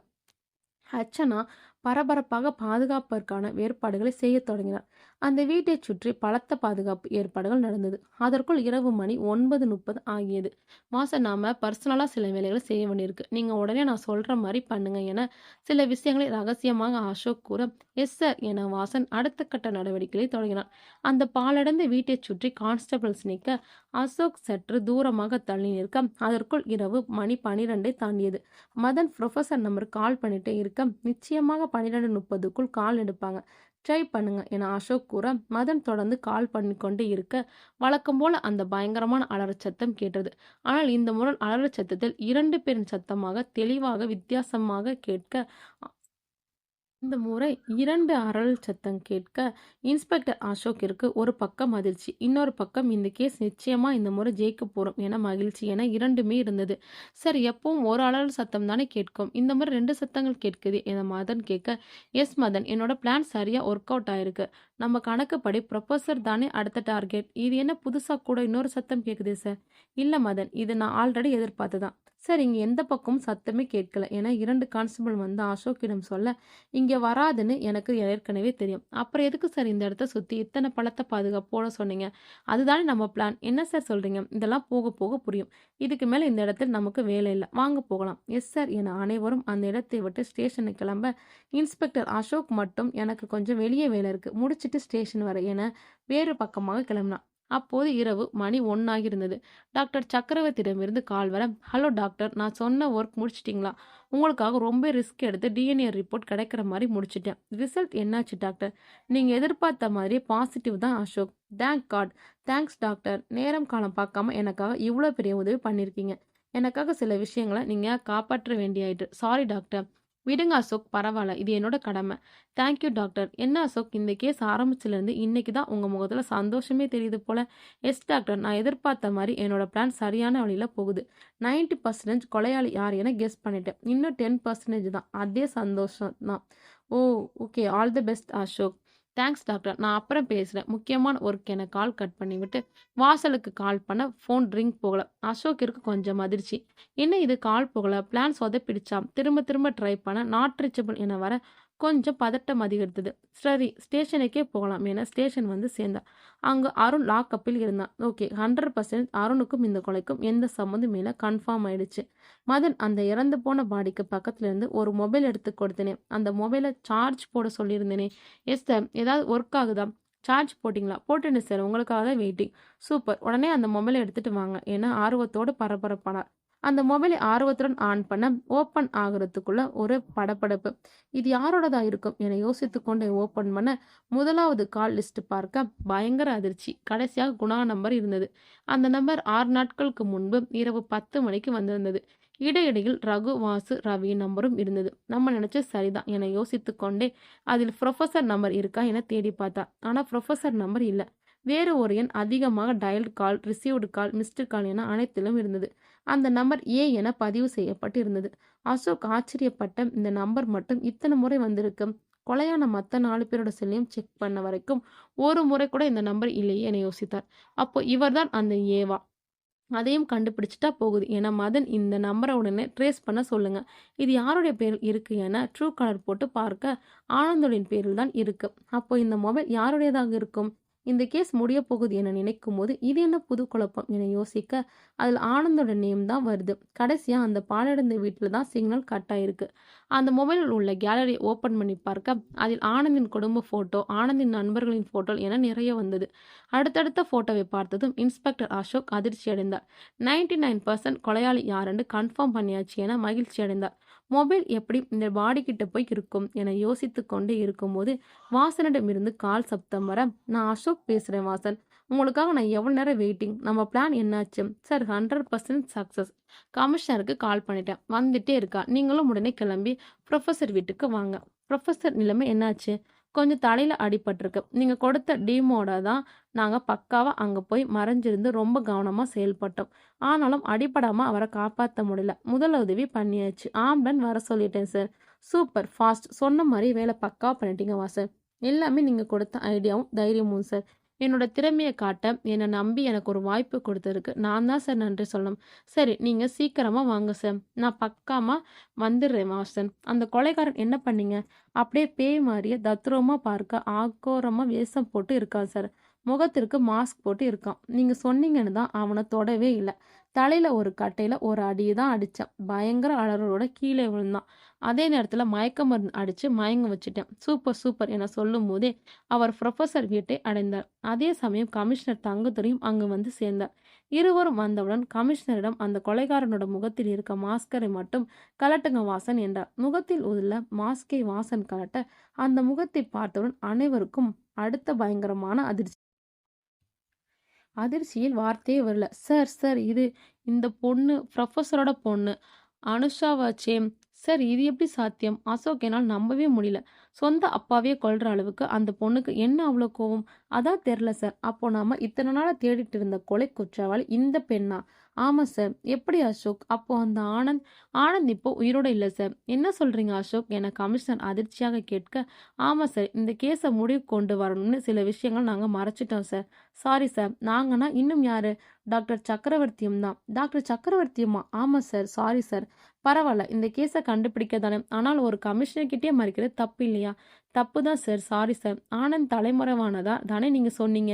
இப்போ உயிரோட இல்லைன்னு சொல்றீங்க. எத வச்சு சொல்றீங்க? என்ன ஆதாரம்? சார் குணாவோட பாடி இருந்த இடத்துல தோண்டின குழியில இருந்து அரைகுறையா எரிஞ்ச பாடிய கண்டுபிடிச்சோமே. அது வேற யாரும் இல்ல சார். தலைமறைவாகிட்டான் நாமெல்லாம் நினைச்சிட்டு இருக்க ஆனந்த் தான். எப்படி சொல்றீங்க? அந்த பாடி போஸ்ட்மார்ட்டம் அனுப்பிட்டு அதுக்கப்புறம் ரொம்பவே யோசிச்சேன். பாயிண்ட் நம்பர் 1 இதுக்கு முன்னாடி கொலை நடக்கும்போது எந்த தடையும் கிடைக்கல. ஆனா குணா கொலை நடந்தபோது மட்டும் மொபைல் ஆன்லயே கீழே கிடந்துச்சு. பாயிண்ட் நம்பர் 2 ஆனந்தின் தம்பி அருண் கையில இருந்த பிரேஸ்லெட் குணா பக்கத்துல கிடந்துச்சு. என்னோட சந்தம் அதிகமாயிருச்சு. அப்பயே முடிவு பண்ணிட்டேன் குற்றவாளி இந்த கேஸை திசை திருப்ப பாக்குறான்னு. பாயிண்ட் நம்பர் 3 குணாவோட பாடியில கழுத்துல அந்த தீஞ்சு போன ரத்தத்தோட குற்றவாளி கழுத்தை இறுகி பிடிக்கும் போது குற்றவாளி கையில் போட்டிருந்த கையுறையை தாண்டி குற்றவாளி நகம் பட்டு கீறல் விழுந்து இருந்தது. அதை டெஸ்ட் பண்ணப்போ அது ஒரு பெண்ணோடது தான் என டாக்டர் சக்கரவர்த்தி ஆணித்தரமாக கூறினார். ஒரு பெண்ணோடது என்றதும் எனக்கு முதல் அதிர்ச்சியாக தான் இருந்தது. அந்த பெண் யாராக இருக்கும் என யோசித்தேன். முதலில் எனக்கு ஒன்றும் பிடிபடவில்லை. அப்போ ஆனந்த டைரி எனக்கு நினைவுக்கு வர அந்த டைரியை எடுத்து பார்த்தேன். அதில் ஒவ்வொரு பக்கத்தையும் திரும்ப திரும்ப பார்த்தேன். கவனமா பார்த்தேன். ஒரு வெற்றுத்தாள் இருந்த பக்கத்தில் சில எழுத்துக்களோட அச்சு மட்டும் தெரிந்தது. எழுத்துக்களோட அச்சா? புரியலையா அசோக்? அதாவது முன்னாடி பக்கத்துல எழுதுன அடுத்த பக்கமான அடிப்பகுதியில் அந்த எழுத்தின் அச்சு விழுமில்லையா? எஸ் எஸ் அதைத்தான் சொன்னேன். அந்த அச்சில் உள்ள எழுத்துக்களை நன்றாக கூர்ந்து கவனித்தேன். ஆனந்த் அனுஷா என எழுதப்பட்டது. ஆனால் அதற்கான முன்பகுதி கிழிக்கப்பட்டிருந்தது. அடுத்த பக்கத்தில் ஆனந்த் படித்த காலேஜின் பெயர் இருந்தது. எனக்கு அங்கதான் டவுட் வந்துச்சு. ஆனந்த் இறந்து போய் 6 நாள் தான் ஆகுது. உடனே அடுத்தடுத்த கொலையும் நடந்திருக்கு. அது ஏன் ஆனந்தோட லவரா இருக்கக்கூடாது என யோசிச்சேன். உடனே காலேஜ் பிரின்சிபலுக்கு கால் பண்ணி நடந்த விஷயங்களை சொல்லி நம்ம டிபார்ட்மெண்ட் பத்தியும் சொல்லி ஹெல்ப் கேட்டேன். அவர் உடனே எனக்கு ஹெல்ப் பண்ணாரு. அனுஷாவோட விவரங்கள் அடங்கிய போட்டோவை எனக்கு வாட்ஸ்அப் பண்ண சொன்னேன். 10 நிமிஷத்துல எல்லா விவரங்களையும் போட்டோ எடுத்து வாட்ஸ்அப்ல அனுப்பி வைத்தார். பாயிண்ட் நம்பர் 4 ஒவ்வொரு கொலையாளியும் தலையிலும் அடிக்கப்பட்டு அந்த காயத்தோடு ஆழத்தை வைத்து பார்க்கும்போது டாக்டர் சக்கரவர்த்தி இது நிச்சயம் ஒரு பெண்ணாக தான் இருக்க முடியும் என்றார். ஆணாக இருந்தால் காயத்தோட ஆழம் இன்னும் அதிகமாக இருக்கும். எவ்வளவுதான் ஒரு பெண் பலமாக கொண்டு அடித்தாலும் காயத்தோட ஆழம் இவ்வளவுதான் என்றார். அது ஏன் இந்த பெண்ணாக இருக்கக்கூடாது என அனுஷாவை தொடர்பு படுத்தி யோசித்தேன். என்னோட யூகம் சரியாக தான் இருந்தது. எப்படி அசோக் சொல்றீங்க? ஆனந்தோட பொம்மையில நான் போட்டோ ஓபன் பண்ணி பார்த்தேன். அதில் ஆனந்தும் அனுஷாவும் நெருக்கமாக எடுத்துக்கிட்ட சில போட்டோவும் இருந்தது. அப்பவே நான் ஓரளவு கன்ஃபார்ம் பண்ணிட்டேன். அதற்குள் ஆம்புலன்ஸ் வர அடிப்பட்ட ப்ரொபோசரையும் அனுஷாவையும் ஆம்புலன்ஸில் ஏற்றிவிட்டு கான்ஸ்டபிள் ஒருத்தரை கூடவே அனுப்பிவிட்டு அசோக்கும் கமிஷனர் தங்கத்துறை மற்றும் வாசன் அனைவரும் ஜீப்பில் ஆம்புலன்ஸை பின்தொடர்ந்தனர். போகும் வழியில் கமிஷனர் அசோக்கிடம் அந்த பாடி ஆனந்தோடு எப்படி சொல்றீங்க என திரும்பவும் கேட்டார். நானும் வாசனும் அருணை பார்க்க அவன் வீட்டிற்கு போனோம். அங்க அருண் இல்லை. எங்கே என அருணோட அம்மாவோட கேட்க முதல் நாள் இரவே வெளியில் சென்றவன் இன்னும் வீடு திரும்பவில்லை கூறினார்கள். அப்போதான் எனக்கு அந்த யோசனை வந்தது. டிஎன்ஏ டெஸ்ட் எடுத்து பார்த்தால் என்ன என யோசித்து டாக்டரும் உடனே கால் பண்ணி கேட்டேன். அருணோட அம்மாவிடம் சில விஷயங்களை கூறி தந்திரமாக ஜிஹெச்சிற்கு அழைத்து சென்றேன். பிறகு வேலை முடிந்ததும் வாசனை அவர்கள் வீட்டிலேயே விட்டு வர சொல்லி அனுப்பி வைத்து விட்டேன். நல்ல வேலை செஞ்சிருக்கீங்க அசோக். அந்த டிஎன்ஏ டெஸ்ட் ரிப்போர்ட் இந்த எரிந்து போன பாடியோட ரிப்போர்ட்டோட கரெக்டாக மேட்ச் ஆனது. நான் எதிர்பார்த்தபடி ரிசல்ட் ஆனந்தோட தான் சரியாக உறுதியாயிடுச்சு. அந்த பாடி பக்கத்தில் இருந்த குழியில தான் ஆனந்தோட செல்லும் கிடந்துச்சு. அதை வச்சு தான் கன்ஃபார்ம் பண்ணேன் ஆனந்த் உயிரோட இல்லைன்னு. ஆனந்த் சாவுக்கு இந்த 4 பேர் காரணமாக இருக்கலாம் என நினைச்சேன். அதனால இவங்கள அந்த பொண்ணு பிளான் பண்ணி கொலை பண்ணி இருக்கலாம் என நினைச்சேன். ஒரு பொண்ணால இவ்வளோ பிளான் பண்ண முடியும் சார்? பொண்ணுங்க நினைச்சா என்ன வேணாலும் பண்ணுவாங்க சார். 4 கொலை இல்லை 400 கொலை கூட பண்ணுவாங்க சார். இப்போ இருக்கிற பொண்ணுங்களுக்கெல்லாம் திறமை அதிகம் சார். சொல்லியா தரணும்? அதெல்லாம் சரி. அதற்காக சொந்த அப்பாவே கொல்ற அளவுக்கு அப்படி என்ன தான் நடந்திருக்கும்? அதுக்கு மேலே அந்த பொண்ணு தான் சார் சொல்லணும். You are correct Ashok. நான் மட்டும் இல்லை சார். எனக்கு இந்த கேஸில் வாசன், அர்ச்சனா, மதன் என எல்லாருமே உதவி இருக்காங்க. இவங்களோட உதவி இல்லாமல் என்னால் இத்தனை வேலையும் ஒரு நாளை செஞ்சு முடிச்சிருக்க முடியாது. Good job Ashok. அது சரி அசோக், எப்பவும் கொலை அந்த பாலடைந்த வீட்டில் தான் நடக்கும். இந்த மாதிரி ப்ரொஃபஸர் வீட்டில் தான் நடக்கும்னு எப்படி கண்டுபிடிச்சிங்க? ஆனந்தோட மொபைல் அதிகமாக ஒரு புது நம்பர் இருந்துச்சுன்னு சொன்னேன்ல, அதோட சிம் கார்டு மற்றும் சிக்னல் செக் பண்ணும்போது கடைசியாக ப்ரொஃபஸர் வீட்டை தான் காட்டுச்சு. ப்ரொஃபஸரோட பொண்ணு தான் அனுஷான்னு ஆல்ரெடி கண்டுபிடிச்சிட்டேன். அனுஷா தான் ஆனந்தோட லவர்னு கன்ஃபார்மும் பண்ணிட்டேன். அசோக் எல்லாத்தையும் கண்டுபிடிச்சிட்டீங்களே, அந்த எஸ்ஹெச்பிஏ அது மட்டும்தான் சார் இன்னும் மர்மமாவே இருக்கு. அத அந்த பொண்ணு தான் சொல்லணும். சூப்பர் அசோக், வாழ்த்துக்கள். சார் இன்னும் இந்த கேஸ் முழுசா முடிக்கல. முடிஞ்ச பிறகு சொல்லுங்க. கண்டிப்பா சக்சஸா முடிப்பீங்க அசோக். எனக்கு நம்பிக்கை இருக்கு. அதற்குள் டாக்டர் சக்கரவர்த்தி அங்க வர, என்ன டாக்டர் நீங்களும் சேர்ந்து சில உண்மைகள மறைச்சிட்டீங்க போல. கேஸுக்காக தான் சார். அதுவும் அசோக் கேட்டதால. Sorry sir. Okay, okay. பரவால்ல விடுங்க சார். சார் அந்த பொண்ணுக்கு மயக்கம் தெளிஞ்சிருச்சு. வாங்க சார். உடனே அனுவரும் அனுஷா இருந்த அறைக்கு வர, அனுஷா முகத்தை தன் இரு கைகளால் மூடிக்கொண்டு தேம்பி தேம்பி அழுது கொண்டிருந்தாள். ஏம்மா ஒரு பொண்ணா இருந்துட்டு எங்களுக்குள்ளே தண்ணி காட்டிட்டியே! ஏன் உன்னோட மனசுல இவ்ளோ கோவம்? பெத்த தகப்பன கொல்ற அளவுக்கு அப்படி என்ன நடந்தது என்று கேட்டார். இதுக்கு மேல என்ன சார் பண்ண போறேன்? எல்லாத்தையும் சொல்லிர்றேன் சார். இத்தனைக்கும் காரணம் அந்த பாழா போன எஸ்ஹெச்பிஏ தான் சார். அந்த எஸ்ஹெச்பிஏ தான் யாரும்மா? இதுவரைக்கும் எங்களுக்கு புரியாத மிகப்பெரிய மர்மமே அதான். அத பத்தி விளக்கமா சொன்னா தான் சார் உங்களுக்கு புரியும். ஏற்கனவே இந்த கேஸ்ல ஏகப்பட்ட அதிர்ச்சி, தலைவலி. இப்ப கதை சொல்ல நேரமில்ல. சுருக்கமா சொல்லுமா என்றார் அசோக். நானும் ஆனந்தும் ஒரே காலேஜ்ல தான் படிச்சோம். ஒரே கிளாஸ். திறமைய பார்த்தா எல்லாருக்குமே பிரமிப்பா இருக்கும். ஒரே கிளாஸ்ல அதனால அவரோட நெருங்கி பழக எனக்கு நிறைய வாய்ப்பு கிடைச்சது. எங்களோட நட்பு காதலாக மாறியாச்சு. அவர் எப்பவுமே எதையாவது சாதிக்கணும்னு ஒரு வெறியோட தான் பேசுவாரு. நாங்க கெமிஸ்ட்ரிங்கிறனால யாரும் கண்டுபிடிக்காத ஒண்ணுனா கண்டுபிடிக்கணும்னு சொல்லுவாரு. அப்படி என்னதான் கண்டுபிடிக்க போறீங்கன்னு கேட்டேன். அத உன்கிட்ட சொல்லலாமாம்? கண்டுபிடிக்கும்போது சொல்றேன் அனுன்னு சொல்லுவாரு. எப்பவும் அவர் கவனம் முழுக்க கண்டுபிடிப்பில் தான் இருக்கும். நான் அவர சந்தோஷமா வச்சுக்கணும்னு நினைச்சு அப்பப்ப சீண்டுவேன். நானே கட்டிப்பிடிச்சு கிஸ் பண்ணுவேன். வேறு ஒரு ஆணா இருந்தா நான் நெருங்கி போனதுக்கு என்னை எப்படி வேணும்னாலும் அனுபவிச்சுட்டு விட்டுட்டு போய் இருக்கலாம். ஆனா என்னோட ஆனந்த் என்ன சொல்லுவாரு தெரியுமா? காதலுங்கிறது நம்மளோட மனசு சம்பந்தப்பட்டது. அது ஒரு மென்மையான உணர்வுகளோட அணு. அது உண்மையான காதல் இருக்கவங்ககிட்ட ஆழ் மனசுல இருக்கும். 100 வயசானாலும் அந்த காதல் நம்மளை விட்டு மறையாது. ஆனால் கண்டுபிடிப்பு என்பது நமக்கு வயசும், அறிவும், திறமையும், சந்தர்ப்பம் அமையும்போது வாய்ப்பை பயன்படுத்தினால்தான் வெற்றி பெற முடியும் என்று சொல்வார். காதலுக்கு ஆரம்பமும் இல்லை, முடிவும் இல்லை. அது யாருக்கு, எப்போ, எங்க, எப்படி வேணாலும் வரும். முடியும் சொல்லாமல் சொல்லிரும். தன்னோட சின்ன சின்ன சந்தோஷங்களுக்கு கூட இந்த ஆராய்ச்சிக்காக தியாகம் பண்ணிட்டாரு. அப்படி என்ன ஆராய்ச்சி செஞ்சாரு? சொல்றேன் சார். அவர் அப்ப கண்டுபிடிச்சது தான் அந்த கொடிய பாய்சன் எஸ்ஹெச்பி. அதாவது எஸ்ஹெச்பி. ஓ மை காட்! அப்போ அந்த பாய்சனோட பேர் தான் எஸ்ஹெச்பியா? ஆமா சார். அப்படின்னா என்ன கொடிய பாய்சன் இவர் கண்டுபிடிச்சது? கொடுமையானது சார். இதுவரைக்கும் இல்லாத ஒன்று. அதை யாருக்காவது கொடுத்து குடிக்க வச்சுட்டா மண்ணீரல் சாதாரண மனிதர்களை விட 3 மடங்கு பெரிதாகி வீங்கிவிடும். கல்லீரல் கணையம் சுருங்கிவிடும். இதுவரை இப்படி ஒரு பாய்சன் கண்டுபிடிக்கவில்லை. இது வெளியில் வந்தால் ஒரு கொடுமையான விஷயமாக இருக்கும்னு அவர் சொல்லுவாரு. அப்போ அந்த அது அவரோட பேர்ல இருக்கும் முதல் எழுத்து. என்னோட பேர்ல இருக்கும் முதல் எழுத்து ஏ. அதனால அதையும் சேர்த்துக்கலாம்னு சொல்லி சுருக்கமாக எஸ்ஹெச்பின்னு சொல்லிவாரு. அடப்பாவிங்களா! இதைத்தான் ஒவ்வொருத்தனும் சாகும்போது எழுதி வச்சானா? அப்படி சுருக்கமா போட்டா உங்க மூலமா அதை கண்டுபிடிக்கலாம் என நினைத்திருக்கலாம். நாட்டுல கண்டுபிடிக்க எவ்வளோ விஷயங்கள் இருக்கும்போது இவன் ஏன் இதை கண்டுபிடிக்கணும்? அவருக்கு நல்ல மனசு சார்.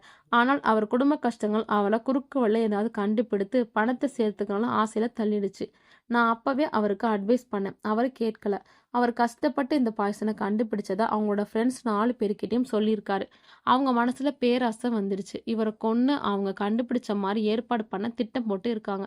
இது தெரியாம ஆனந்த் இவங்கள நம்பி கண்டுபிடிச்ச பாய்சனை பத்தி டீட்டெயில்ஸ், அது எப்படி உபயோகிக்கணும், இதை யாருக்கிட்ட கொடுத்தால் பணம் சம்பாதிக்கலாம் என்ற விவரங்கள் அனைத்தையும் சொல்லிவிட, இவர் சொன்னதை கேட்டதும் அவங்களுக்கு பேராசை அதிகமாயிடுச்சு.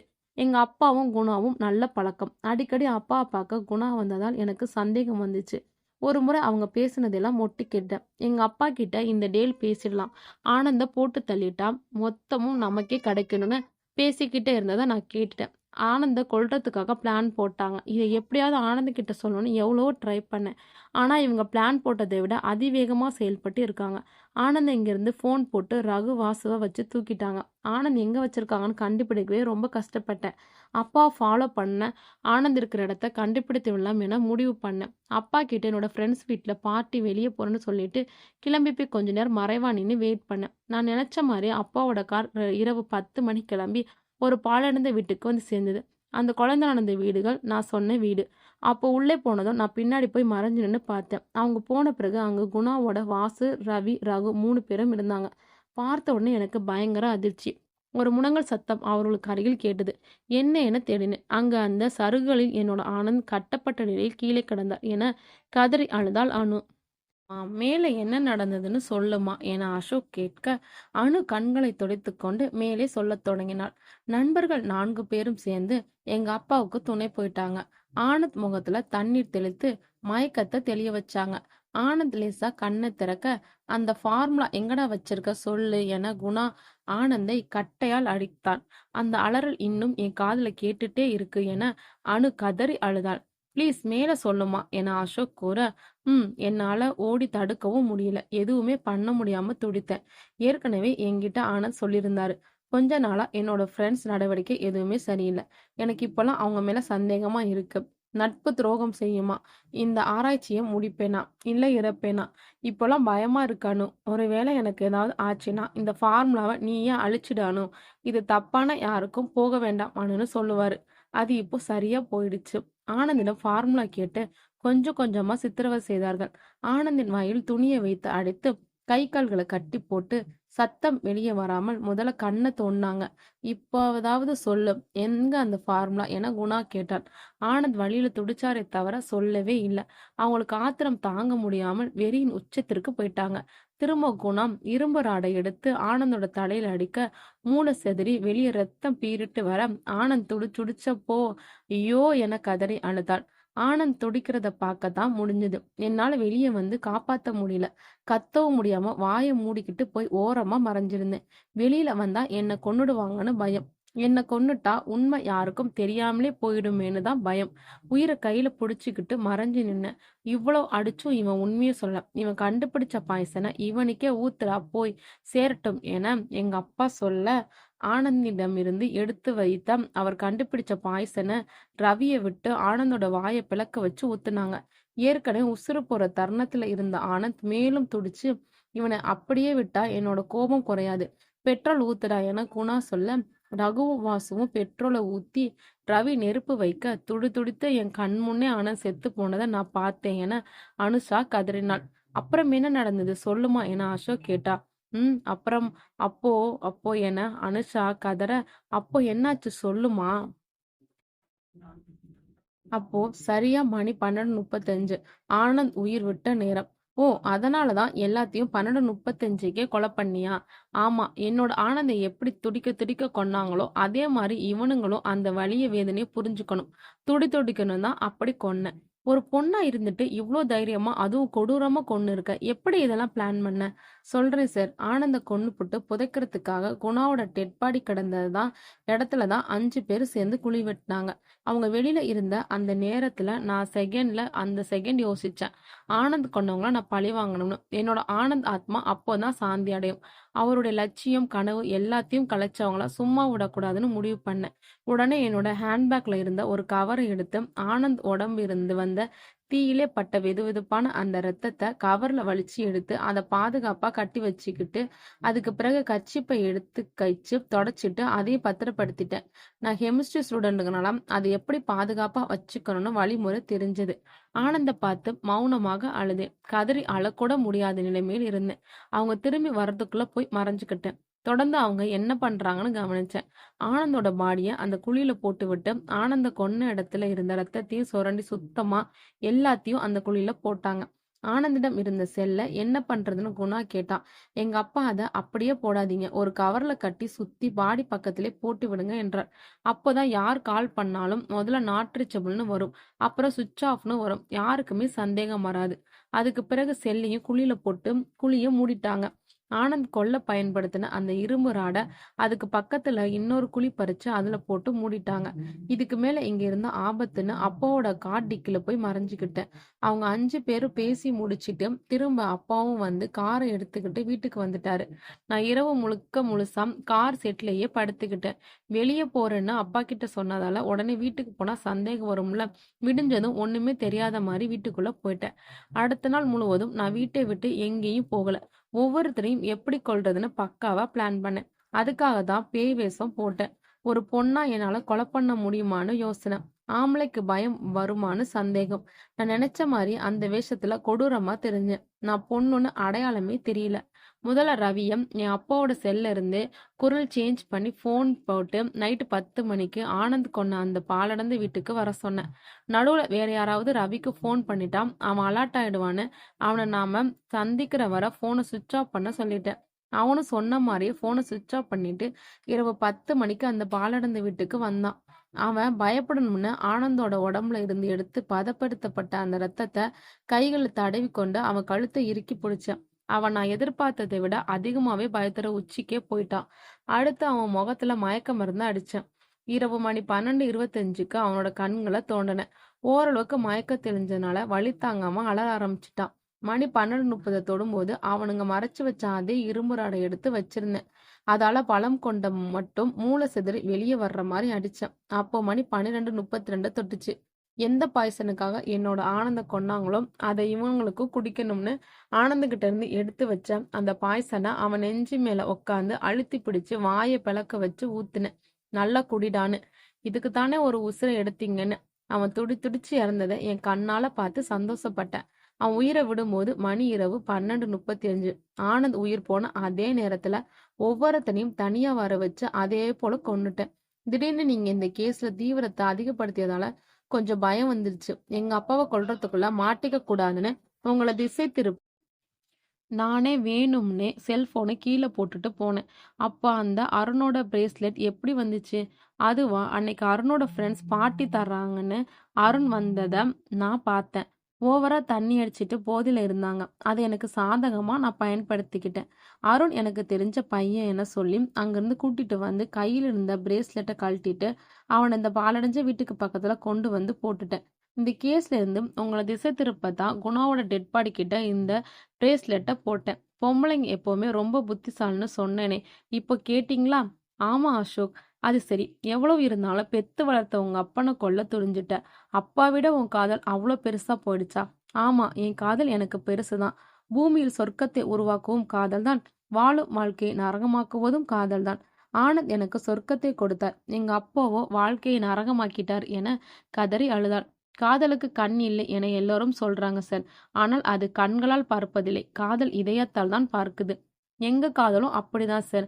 அப்படிப்பட்ட உண்மையான காதலுக்காக இன்னும் எத்தனை கொலை வேணும்னாலும் பண்ணுவேன் என துடித்து போய் கதறினாள் அனுஷா. ஒரு காதலுக்கு இத்தனை வலிமையே அசோக் என்று தங்கதுரை. புரொஃபசர் விக்கிக்கும் நினைவு திரும்பியவுடன் எங்களுக்கு கால் பண்ணுங்க டாக்டர் என கூறிவிட்டு அங்கு காவலுக்கு 2 கான்ஸ்டபிளை வைத்துவிட்டு ஃபார்மாலிட்டிஸ் முடித்துவிட்டு அனுஷாவை ஸ்டேஷனுக்கு கொண்டு போனார்கள். அதற்குள் பத்திரிகை ரிப்போர்ட்டர்ஸ் கூட்டம் அலைமோத கொலை குற்றவாளி ஒரு பொண்ணா என அவர்களுக்கு அதிர்ச்சியாக இருந்தது. போட்டோ எடுத்து தள்ளினார்கள். எடுக்க வேண்டாம் என தடுத்தார் அசோக். ரிப்போர்ட்டர்ஸ் கேள்வி மேல் கேள்வி கேட்க அந்த SHP என்ன சார், அதையும் கண்டுபிடிச்சிட்டீங்களா? அது ஒரு கொடுமையான பாய்சன் என அதற்கான விளக்கத்தையும் கொடுத்தார். சார், அங்க என்ன நடந்துச்சுன்னு சொன்னா எங்களுக்கு உதவியா இருக்கும் என்றனர். அசோக் நடந்தது அனைத்தையும் கூறினார். ரிப்போர்ட்டர் எழுதி கொண்டு அசோக்கிற்கு வாழ்த்து சொல்லிவிட்டு கிளம்பினார்கள். அதன் பிறகு அடுத்த கட்ட நடவடிக்கையாக ஜெயிலில் இருந்த வாசுவின் கொலையில் கைதான அந்த 4 பேரையும் ஃபார்மாலிட்டிஸ் முடித்து வெளியே அனுப்பினர். ஆனந்தின் அம்மாவை வரவழைத்து நடந்தவற்றை கூற அவர் துடித்து போய் நெஞ்சில் அடித்து கொண்டு அழுதார். ஆனந்தின் இழப்பு அவருக்கு பேரடியா இருந்தது. கண்டுபிடிக்கிறேன் இப்படி காணாமலே போயிட்டியட ஆனந்த் என கதறி அழுது மயங்கி விழுந்தார். அருணையும் அவனது தாயையும் சமாதானம் கூறி அசோக் ஜிஹெச்சிற்கு அழைத்து கொண்டு போனார் இன்ஸ்பெக்டர் அசோக். அங்கே இருந்த ரவி, வாசு, ரகு, குணா மற்றும் ஆனந்த் ஆகியோரின் பிணங்கள் அவரவர் குடும்பத்திடம் ஃபார்மாலிட்டிஸ் முடிந்து ஒப்படைத்து அனுப்பி வைத்தனர். அனுஷாவின் அப்பா அதற்குள் கண் முழிக்க நடந்தவற்றை கேட்டு உண்மைகளை தெரிந்து கொண்டு, ஐயோ, பணத்துக்காக ஆசைப்பட்டு என் பொண்ணோட வாழ்க்கையை நானே கெடுத்துட்டேனே என கதறினார். புரொஃபசர் விக்கி, மகள் அனுஷா இருவர் மேலேயும் FIR போட்டு அவர்களை கோர்ட்டில் நிறுத்தி அதற்கான தண்டனையும் வழங்கப்பட்டது. கமிஷனர் அசோக்கை பாராட்டி வாழ்த்துக்கள் கூறினார். உண்மையாவே நான் தான் சார் உங்களை பாராட்டணும். எங்களால முடியும் என எங்களை நம்பி இந்த கேஸை ஒப்படைச்சதுக்கு. அசோக், அடுத்த ப்ரமோஷனுக்கு ரெடியாகுங்க என சொல்லி வாழ்த்து கூறிவிட்டு கை குழிவிட்டு சென்றார் கமிஷனர் தங்கதுரை. வாசன், அர்ச்சனா, மதன் அனைவருக்கும் அசோக் பாராட்டுகளையும் நன்றிகளையும் சொல்லி மாத்தி மாத்தி கை குலுக்கி கொண்டனர். சில வருடங்களுக்கு பின் அனுஷா விடுதலை ஆனதும் ஆனந்தின் குடும்பத்தை தேடி சென்றாள். ஆனந்தின் தாயை பார்த்தவுடன் கட்டிப்பிடித்து இருவரும் ஆறுதல் கூறி அழுது கொண்டனர். கண்ணு, என் பையன் உனக்கு ஒண்ணுமே பண்ணலையும், அப்படி என்ன பண்ணிட்டான்னு இத்தனை கொலையும் பண்ணிட்டு ஜெயிலுக்கு போயிட்டு உன் வாழ்க்கையே வீணாக்கி இப்போ எங்ககிட்ட என்ன இருக்குதுன்னு இந்த ஏழையோட வந்து சேர்ந்திருக்க என கண்ணீரோட கேட்டார். என் உயிரே அவர்தானம்மா. அவரோட மனசை விட பெருசு எதுவுமே இல்ல. அதையே எனக்கு குடுத்தார். அவரோட இதயத்தில் இருக்க காதலை எனக்கு குடுத்தாரு. அதான் எனக்கு இந்த உலகத்தை விட பெருசுமா என கட்டிப்பிடித்து கொண்டு அழுதாள். இனி நீங்க தான் எனக்கு அப்பா அம்மா எல்லாமே என்றாள். ஆனந்த் இருந்து செய்ய வேண்டிய கடமைகளை ஆனந்தோட இடத்திலிருந்து அனுசா செய்ய தொடங்கினாள். அந்த குடும்பத்தாருக்கும் புதிதாக ஒரு கிடைத்தது. மகிழ்ச்சியும் கிடைத்தது. ஆனந்தின் தம்பி அருண் படித்து திருமணமாகி வாழ்வில் மகிழ்ச்சியோடு வாழ்ந்து கொண்டிருந்தான். அந்த தாய் ஒரு மகனை இழந்தாலும் இன்னொரு மகளை பெறாமல் பெற்றுவிட்டார். ஆனால் ஒரு தந்தை பணத்தாசையால் தன் ஒரு மகளையும் இழந்து விட்டார். இனி ஆனந்தின் குடும்பத்தார் வாழ்வில் எல்லாமே மகிழ்ச்சி தான். நன்றி. இந்த ஸ்டோரி பிடிச்சிருந்தா லைக் பண்ணுங்க. இதே மாதிரி டிஃப்ரெண்டான ஸ்டோரி பார்க்கணும்னா நம்ம வாய்ஸ் ஆஃப் கேலக்ஸியை சப்ஸ்கிரைப் பண்ணி ஃபாலோ பண்ணுங்க. பாய். நாளைக்கு பார்க்கலாம்.